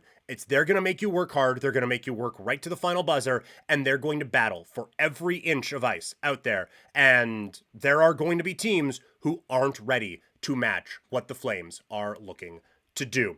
On the other side, that's a tough one for the Oilers. And it's game 1, and it's whatever. So there's no overreacting that needs to be done. The one thing, though, is the problems that are coming up are the problems that have come up before, and the problems that we know end up being a fatal flaw for them and their championship hopes. Goaltending. Stuart Skinner. That third goal can't happen. The other one's it's a batted puck in front, and it's a puck that just gets thrown on goal. It is not all his fault. But again, what happens in the regular season are lessons that you take into the playoffs. It is one thing to say, oh, well, it was just one bad goal. It's fine. One bad goal against Calgary ended up costing you the game. What do you think one bad goal against Vegas, one bad goal against Florida, one bad goal against Dallas, Colorado, what is that going to do in the playoffs? Hey, you know, because you've been there and you have seen that. So I understand, like, points-wise, whatever, this is not going to be, the highlights of that game aren't going to be shown on the collapse of the Edmonton Oilers. They're going to be fine. But it is what happens in those games that are the lessons that you need to take from 1 to 82. Different sport, but the Blue Jay season shows all of these matter. And maybe it's not grand scheme, oh my gosh, wins and losses, but it's habits and it is performance and it is just little things that are going to come up when the games matter the most. And when that happens, when the games matter the most, it goes completely sideways. And you can't allow for those things to happen. Also, the other part of it, when you look at the numbers, the depth issues pop up already. Like the Oilers went with the McDry line for a lot of that game at 5-on-5. The fourth line did well. That line obviously did well. And then the middle six gets buried. And this is not a Flames team that should be happening to. Right? Like, or happening against. The Calgary, not overly deep by any stretch of the imagination. Edmonton, even with some depth forward issues, should not lose many of those battles to the Flames. And now, the ones that Edmonton won, they won by a lot. But the middle six ones, you can't lose that on a night in, night out basis if you are going to throw Draisaitl up on that top line. You need those guys to be able to try to stay above water, and they couldn't. So it is the depth issues that continue to plague this organization, and it is the goaltending problems that are there as well. And then we could talk about the problems with the defense, about losing some battles in front of the net that are leading to chances. So again, overall, they're going to be fine. This isn't anything you need to freak out about or anything like that. It is just when it comes down to where this organization needs to get to, and they've run out of margin for error. The season has to end with them hoisting the Stanley Cup. And so when that is the goal, these little things that pop up early, these are the things that need to get addressed before you get to April, May, and into June. But what did you guys think? Let me know your thoughts in the chat or in the comments after the fact. Tall John, on the Flames thing. Have we had a top center outside of Lindholm in the past decade? I don't think so. Man, like, since Gilmore and Nieuwendyk, no. You know, like, Lindholm was. But even then, like, you could have the conversation about how much of that was line mates and how much of that wasn't. Like, Monahan produced like that. I never viewed him as that. I always kind of thought it was more the, that number 13 guy who was hanging out on his wing, who was getting a lot of it done. Now, Monahan had to still get there, but still, they haven't. They have not, for the record. Like, since the Cup days in 89, even when Jerome was here, he never had that level of a player. All due respect to Conroy, but that was never Conroy. So no, they haven't in a very, very, very, very, very long time. Also, I'm a huge Vegas fan. Habs ever since day one, have been ever since they took day one. Ever since day one when they took Marc-Andre Fleury. They are my backup team when the Flames don't make the playoffs. I was at a Vegas Flames game the night before the COVID shutdown. Oh, wow. It's quite the story to have. Vegas would be an interesting spot when a disease breaks out. But yeah, like, I mean, I've always had a bit of a soft spot for Vegas. If they do the Carter Hart thing that is rumored, that obviously takes a lot of that away. But even when they were doing they just have no loyalty to these guys. Like, they got loyalty to winning. And should they go about some of this a different way? Probably. Have they done a masterful job of building up an organization from the ground up? Yes, they are the gold standard when it comes to that in all of sports now. So I've always had a bit of a soft spot, but admittedly, certain decisions could come along that could maybe change the feel of that going forward. So anyway, keep the comments coming. We're going to move on now from the hockey on the live stream. But if you want to keep talking about it, keep them coming in the chat and we can bounce back to it. I promised Connor before that I would answer his question from way back. Who was your favorite Sask receiver to watch between Fantus, Dressler, and Getzlaf? So let me just pull up my CFL thing. Let's reminisce. I'm in a good mood today. Let's reminisce about days gone by of the Saskatchewan Roughriders.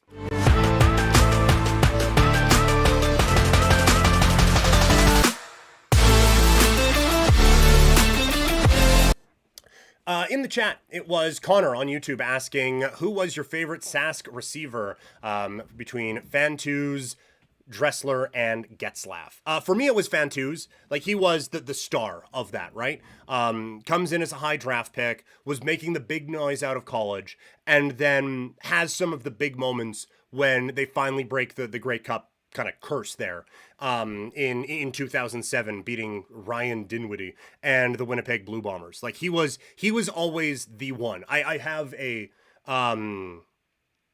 did I have a Fantuz jersey? I felt like I had a Fantuz jersey. I certainly had Fantuz flakes, those hanging around at one time. So yeah, Fantuz was always kind of the one for me out of that group. Dressler, I could see where he caught everyone else's attention because undersized and he's quick and he's doing all these things. And he turned into a number one receiver, and credit to him for that. But like, small, speedy dude, again, as mentioned before, as a guy who's 6'4", 250, that part doesn't speak to me as much as it does to others. I like the big boys who can go up and get it. Getzlaff, I always felt like Getzlaff was a little bit overrated just on play to play, but it really did feel like when you needed something, he could go out and get it. Like, if you need 2nd and 8 with a minute and a half to go, Getzlaff's getting you 10. He always just felt like that kind of a guy who would always just show up in the big moment. There'd be some times where it's not great, but he would always kind of put that all together when you really needed it, and just was very reliable for you. So Fantuz was certainly my guy back at that time for sure. I would say overall, my favorite receiver, like, selfishly, it was kind of fun when G. Roy Simon was a Rider. I'm not going to say he was my favorite, but it was fun because I have a friend who's a Lions fan, and to be able to chirp him about that was just chef's kiss. And I always liked him. Like, he was one of those guys who, like, he was really good.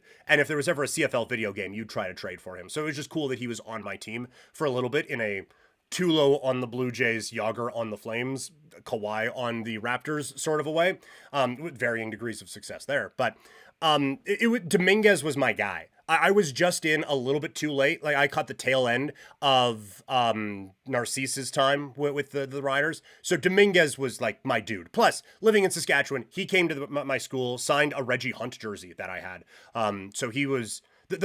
Dominguez was my guy. But of that group, Fantuz. And then favorite Rider of all time, Reggie Hunt was my dude. The Reaper in the middle of the Rider group. So like him, Nate Davis, all those guys, that kind of era I grew up with. But there are a few choices on the team now that could certainly go into favorite player on the team categories and stuff like that.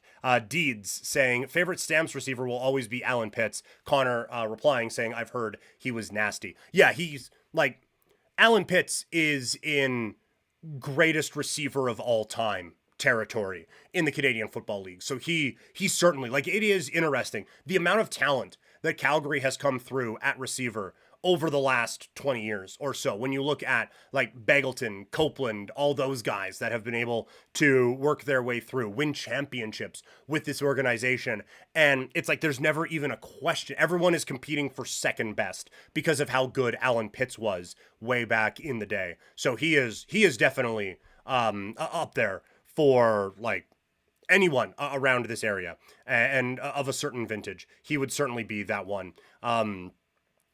So many like fun Stamps to watch in that time, you know, like a couple decades where they've been really good. So a lot of Stampeders to choose from in who you like watching on that side. Like Vernon Adams right now is one of the most watchable dudes in the league. That would kind of be a fun off-season one, like just the all watchable team. That would be a kind of a fun one to kind of put together. I also just want to state, like John Cornish, even as someone who cheered for the Rivals, how did you not love that dude? Just barreling through everybody and helping lead that team to all the success that they ended up having. On the Rider side, like Corey Sheets was only there for a bit, but I don't know if I've enjoyed watching a football player on my team more than the time that he was there and just being electrifying with everything that he could do. And it's too bad he went down to the States, didn't really get a great shot there, and then just kind of got caught in this limbo between a couple of leagues and never really was able to get back to build on what he had in Saskatchewan.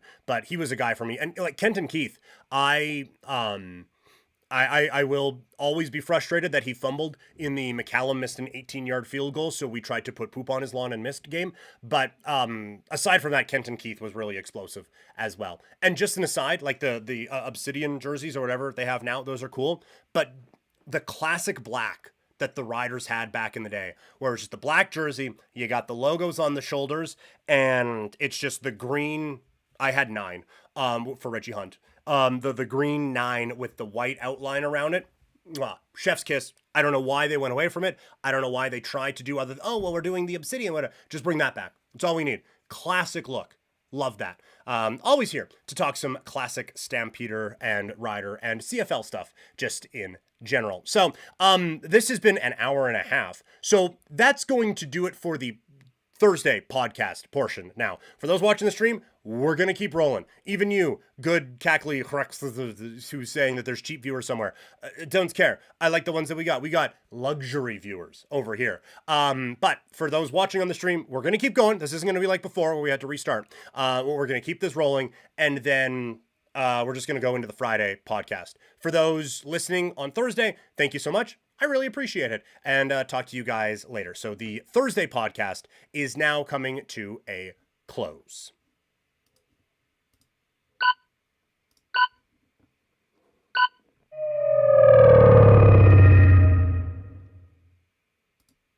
And we move on.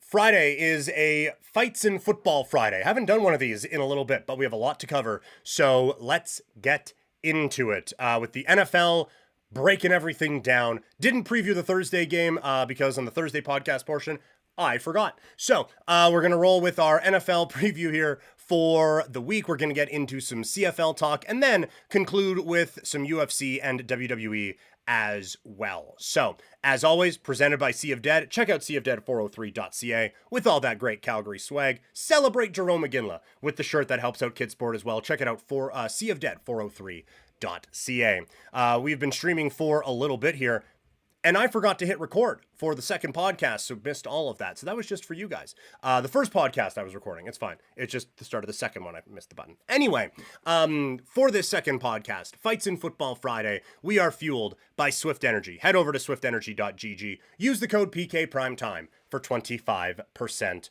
off. Look, we're an hour and a half into the stream. You gotta need that fuel, and it comes from Swift Energy. And it tastes really good as well. So like I said, Fights in Football Friday. Let's start with the football. Let's get ready for another week in the National Football League.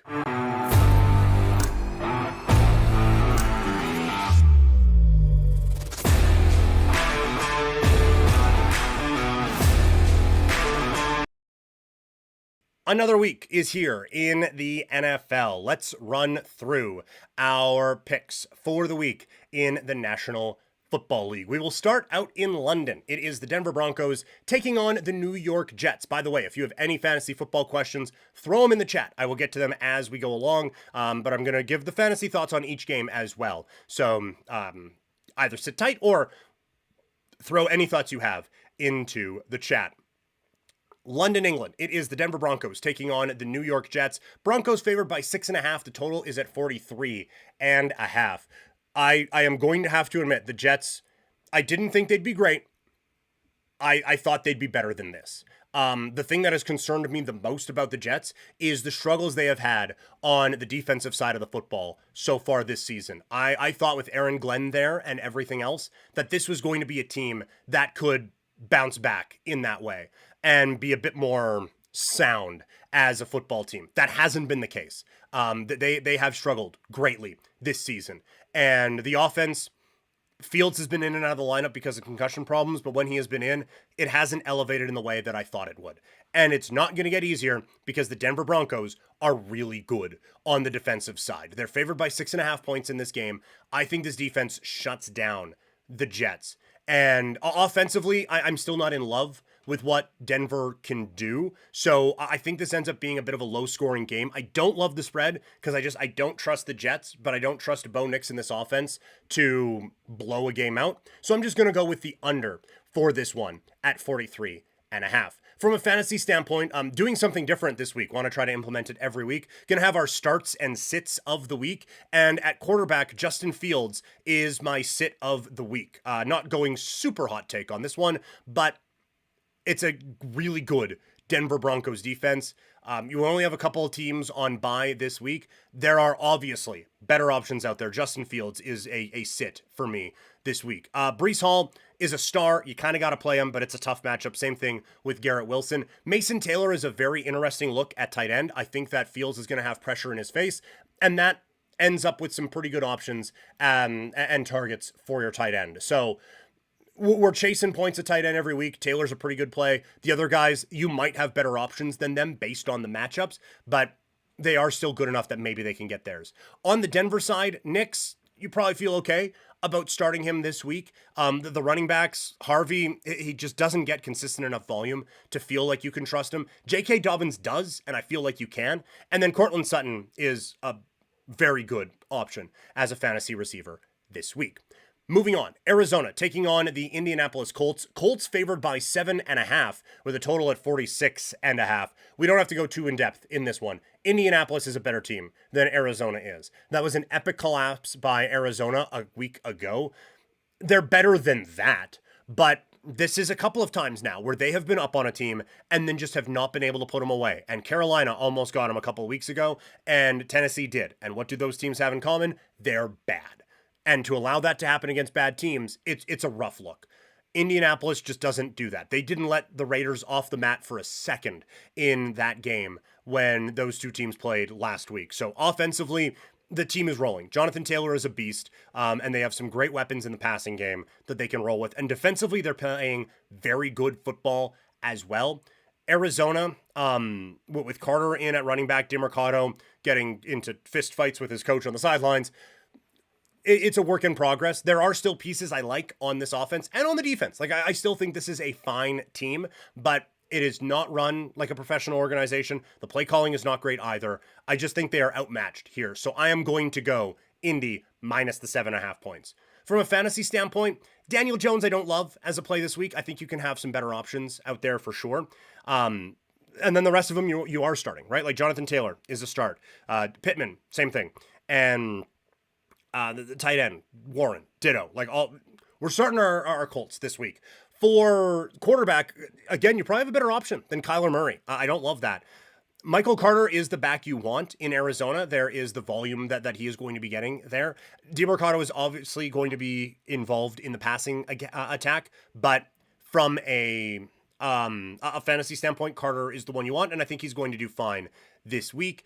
And the receivers like Harrison, yes, McBride, obviously, we are playing him. Toxic is asking, Matt Stafford a play this week? Well, great timing on that, Toxic, because I'm about to talk Rams against Ravens. We'll talk about Matthew Stafford's fantasy value in a second, but from an on-the-field standpoint, the Rams favored by 7.5 points. The total is at 45.5.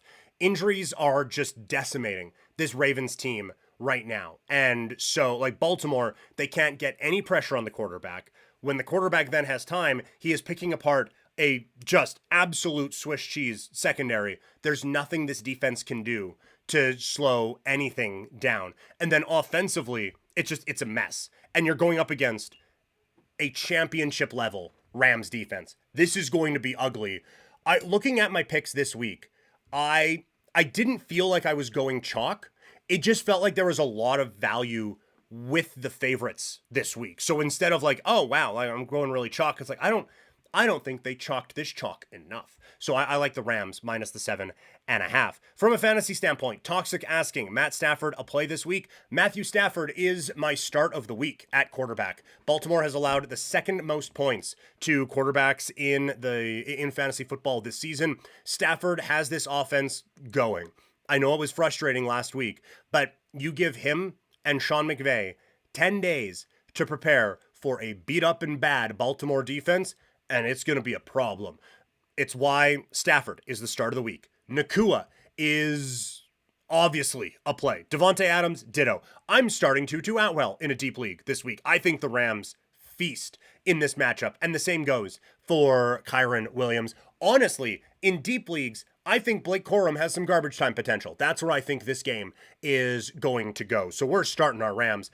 And like for the Ravens, it has been tough for Derrick Henry to start the season. And with injuries on the offensive line and with injuries at quarterback, the overall quality of the offense has suffered. And so he has not had the opportunities, but he also hasn't been good enough. We still have to start him because he is him. But do not anticipate a giant league-winning week from Derrick Henry. Up next, it is the other teams, or two other teams, in the AFC North, as the Cleveland Browns start life post-Joe Flacco with the game against the Pittsburgh Steelers. Steelers are favored by 6.5, with the total being gross at 38.5. This is going to be an ugly football game. The Browns are going with Gabriel at quarterback after the trade with Joe Flacco.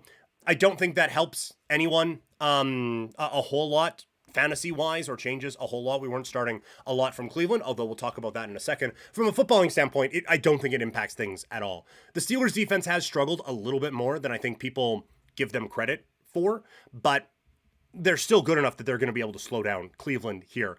But this Cleveland Browns defense is terrifying, and they are legitimate. And so I don't think that Aaron Rodgers and company is able to do a whole lot in this game. So again, if I had to lean aside, I would go Cleveland plus 6.5, but I'm just going to take the under here. I think this is another 17-13 sort of a game out in Pittsburgh. From a fantasy standpoint, a couple of these fall into the of the week category. Jaylen Warren, running back for the Steelers, is my running back sit of the week. The Steelers are one of the best defenses in fantasy football against running backs this season. Warren, I think, is good, but I don't think he's going to get a ton of really good looks out of this this Cleveland defense. So you would have 2 to 3 better options than Jaylen Warren this week. On the other side, David Njoku is my tight end start of the week. I know that Fannin is out there too, but Njoku is still getting 96% of the snaps, and he had 9 targets last week. Facing a Steelers defense that has struggled against the tight end, I like David Njoku in this spot. Seattle taking on the Jacksonville Jaguars. Jacksonville, coming off of their biggest win in a really long time, are underdogs at home by 1.5 against Seattle at 47.5. I said that felt like the potential to be a transformative win for the Jags, and that is what you were looking for when you drafted Trevor Lawrence. Admittedly, I probably got caught up in the hype a little bit. You go back and rewatch it, and it's not perfect, but he was still good enough to get them in some of those spots and trusting his options down the field. The issue, Seattle's defense is better than the Kansas City defense that he played on Monday night. So I think Seattle kind of squashes some of that a little bit. And offensively, Seattle is hitting those big plays that Kansas City has had trouble hitting, but was still able to hit a couple against the Jags. I still think Seattle, with JSN balling out the way he is, with Darnold exceeding my expectations, I think Seattle still reminds the Jags of where they are in the NFL pecking order. So I like Seattle minus 1.5. I also like the under in this, under 47.5. From a fantasy standpoint, Travis Hunter is the wide receiver sit of the week. I know that it is tempting when you have a kid who was hyped as a rookie, who you were able to draft, and just wasn't clicking from a fantasy standpoint, and then he hits. You want to throw him back in the lineup.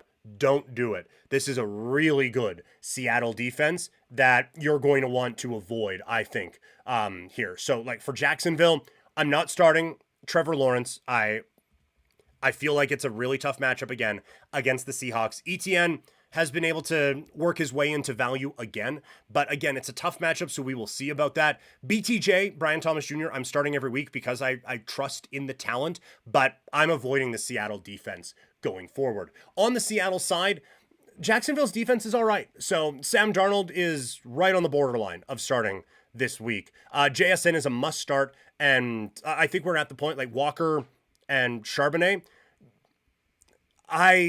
Again, they're both kind of on the fence. I would lean towards starting Walker for sure this week. Charbonnet probably not. LA Chargers taking on the Miami Dolphins. Chargers favored by 3.5 with a total at 43.5. This is an interesting matchup because the Chargers, the injury issues on the offensive line are catching up to them. And so they've been exploited the last couple of weeks.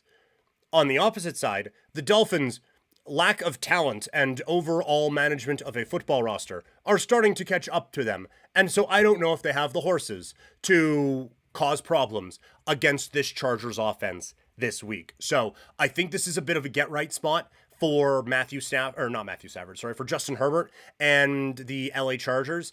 And I think they're going to be able to kind of get this thing rolling a little bit against a Miami defense that I just don't respect at all. And then for Miami, I have real concerns about what they're going to look like against a strong Chargers defense. So I like the Chargers all the way here. This was one where I felt like the favorite is undervalued a little bit. Give me the Chargers minus the 3.5. From a fantasy standpoint, Darren Waller is my tight end sit of the week. The Chargers are 6th best against tight ends this season, and I feel like this defense schematically is going to cause some real problems for the Miami Dolphins. So again, Waller coming off of some good performances, I'm not trusting it this week. He is my sit of the week at tight end.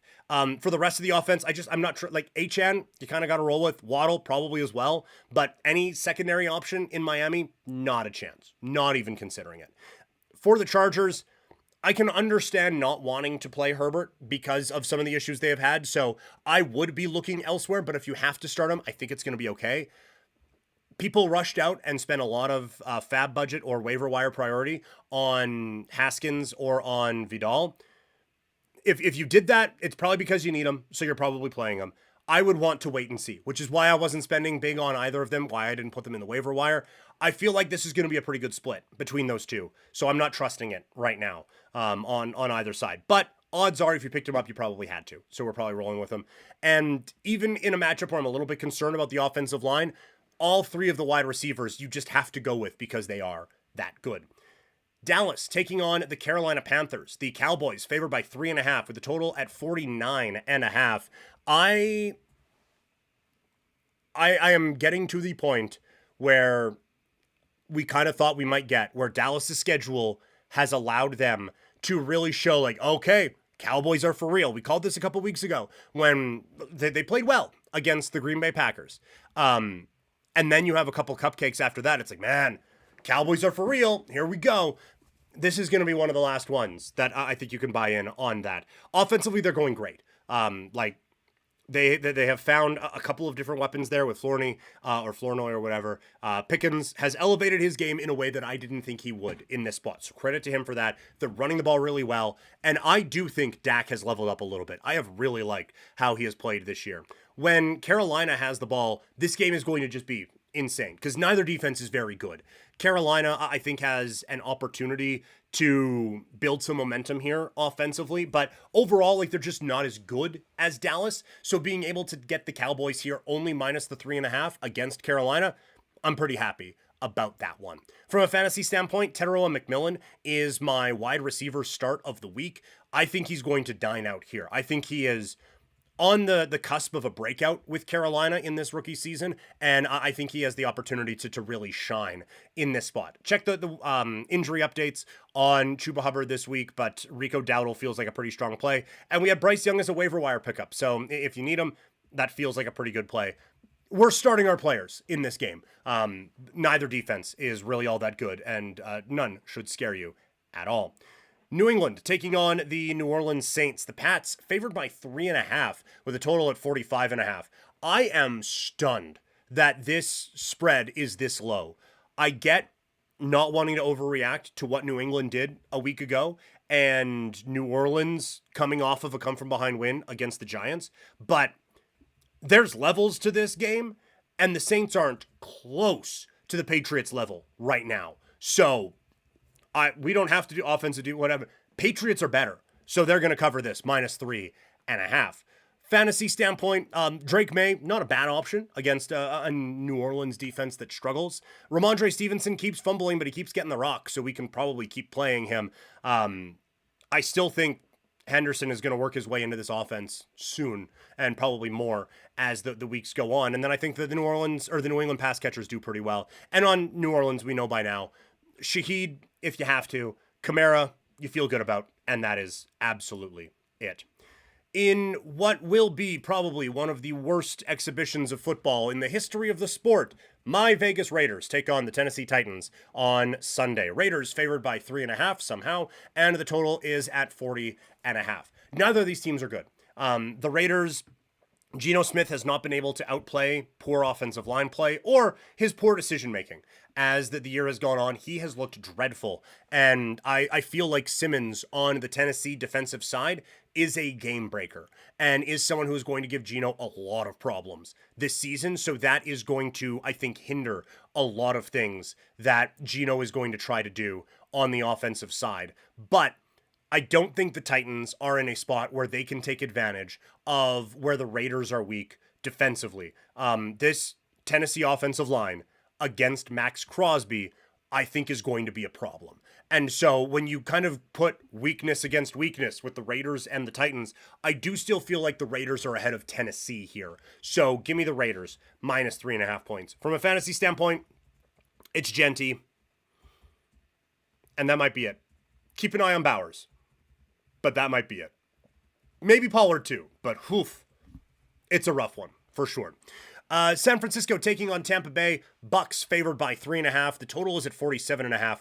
I'm really interested in this game. San Francisco with a statement win on Thursday night against the Rams, while Tampa Bay kind of had the same in a wild shootout against the Seattle Seahawks. When Tampa Bay has the ball, Baker Mayfield is 101, man. And Ibuka has really stepped up in his rookie season for this offense. Running the ball has been a little bit all over the place. Bucky Irving getting injured and some injuries in the pass catching department, but this is still Baker's show. He is doing some great things. San Francisco's defense has been able to step up, but I think this is one of the better offenses they'll play, and I have concerns about how they're going to be able to keep up.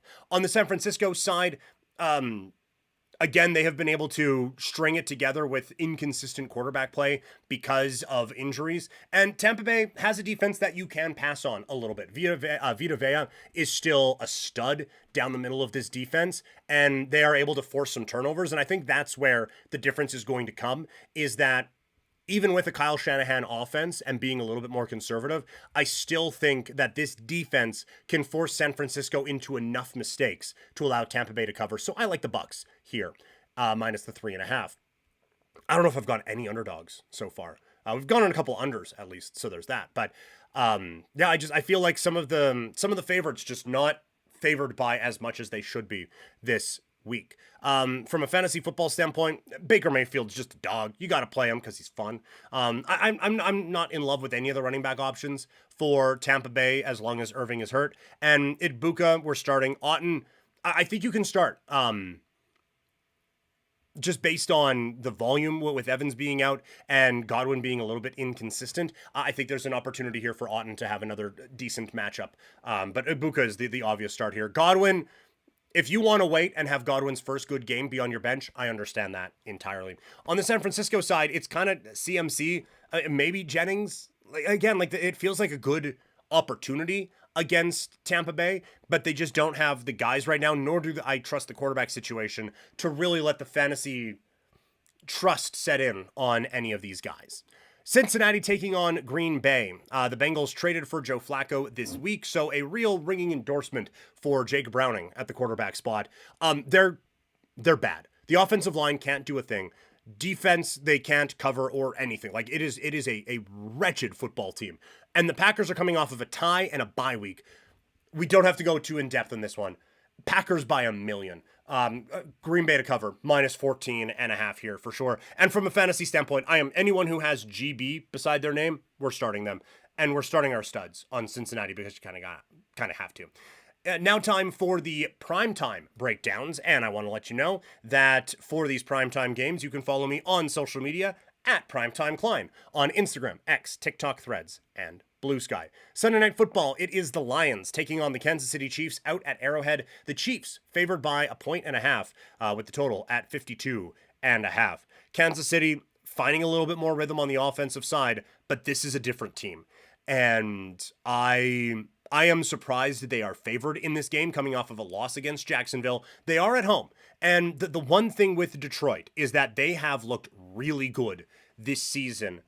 And they have had a couple of good wins also. But they haven't exactly had the stiffest competition either to start this season. Just looking to pull it up here.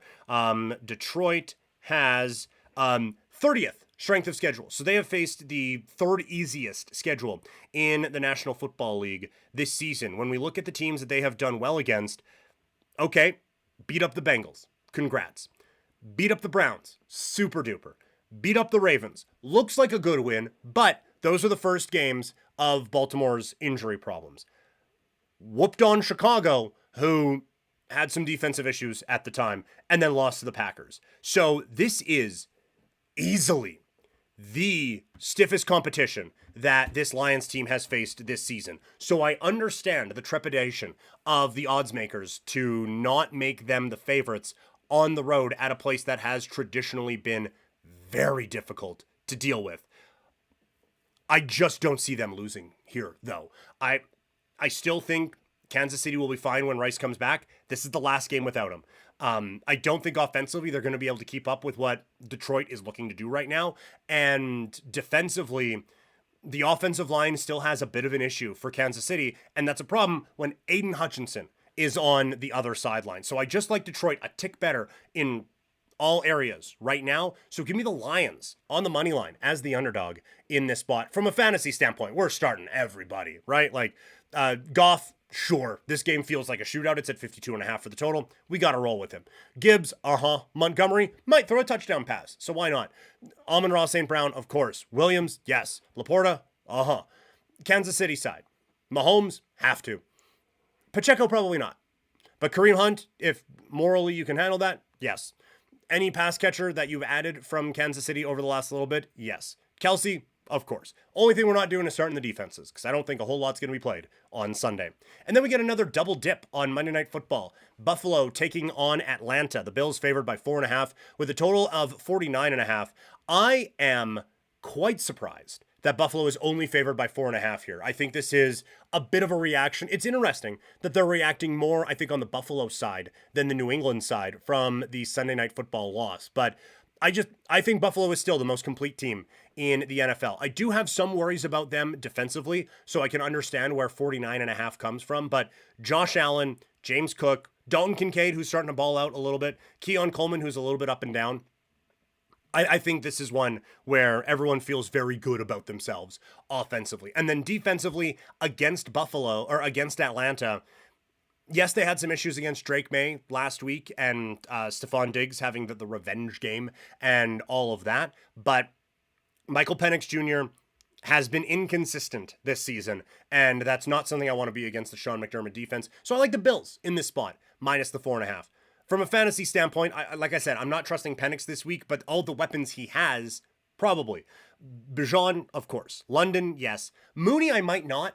Buffalo's defense has been pretty good against receivers this year, and the number 2 option against that feels a little bit tricky. I also don't think I'm going Pitts here. Buffalo's been pretty good against tight ends this season, so I think I'd rather take the shot with like a Mason Taylor or someone like that than roll with a Kyle Pitts. For Buffalo, we are obviously starting Josh Allen as often as we can. James Cook, same. Dalton Kincaid is a plug and play for me every week, and Keon Coleman is close as well. This is a tougher matchup, so if you're on the fence about him, that part I understand. But that's how I look at that one from the fantasy standpoint. One more to go. Monday Night Football. Chicago taking on Washington. The Commanders favored by 4.5 with the total at 49.5. Again, this is another one where I agree with who's favored. I just think that they are underselling how Washington can play against a Chicago defense that's been a bit inconsistent. Now, Washington's defense has been as well, unless they get a team with a bad offensive line.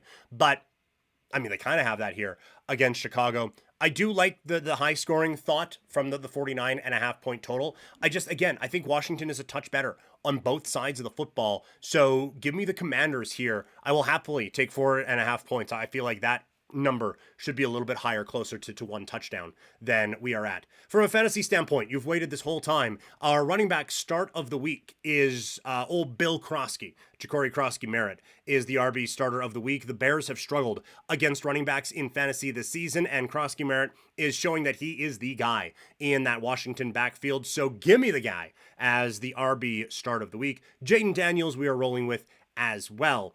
It's just some of the like Debo has worked perfectly in that offense, and I think you can roll with him in fantasy football this week. For Chicago, I think Caleb Williams is someone you can start, and we're starting the weapons there. Like, Washington has a good defense, not a great defense, and not one that we're avoiding. So let me know your thoughts. Any fantasy football questions that you have, keep them coming in the chat, or ask in the comments after the fact. Again, we are doing this live on multiple platforms. The live streaming schedule next week is pending. Nothing tomorrow. I'm busy calling hockey all weekend here, and so won't have time for a live stream tomorrow. Monday is the holiday in Canada. I will be traveling, so I won't be on here for that. Tuesday, we're going to give it a go. We will see what Prairie Wi-Fi can help us with in terms of streaming Couch Potato Diary. So not feeling great after having some technical issues in Calgary today, how Assiniboia, Saskatchewan's going to fare, but we'll give it a go. Tuesday at noon. No, let's not do Tuesday at noon. That's when my mom gets off work and we get to hang out. Let's go Tuesday at 10 a.m. is when we will do the stream, being able to react to a couple Blue Jays things there. So Tuesday, 10 a.m. Mountain Time will be the next Couch Potato Diary live streams for y'all. Okay, we still have a couple things that I want to get to today, but it's a couple of hours. I wore a hoodie in here and I'm cooking and I need lunch. So we're going to call the stream here. Keep it locked on, hit that subscribe button. Keep it locked on Couch Potato Diary on YouTube and in podcast form for some UFC 320 content and some WWE as well as we get ready for Crown Jewel coming up on the weekend. As always, check out seaofdead403.ca for all the great Calgary swag, including a Jerome McGinley shirt that helps out Kids Sport. And head over to swiftenergy.gg. Use the code PKPrimetime for 25% off. If you are watching this live, thank you so much. I appreciate it. It's been fun spreading the news about the Blue Jays win on Wednesday. So thank you so much for hanging out. If you haven't already, hit follow or subscribe wherever you are watching, and whatever is in your means. I would appreciate that. We do have a tip jar in the link to everything. If you want to help support Couch Potato Diary, I would greatly appreciate that. But just you hanging out this long has been more than enough support for me today. If you are listening after the fact on podcast, make sure you hit that subscribe button and leave a review. Trying to grow the podcast, and that stuff really does help. If you're watching on YouTube after the fact, again, hit subscribe, hit the like button, and hit that notification bell so you know when we are going live. Again, thank you guys so much for spending so much time with me on this Thursday after the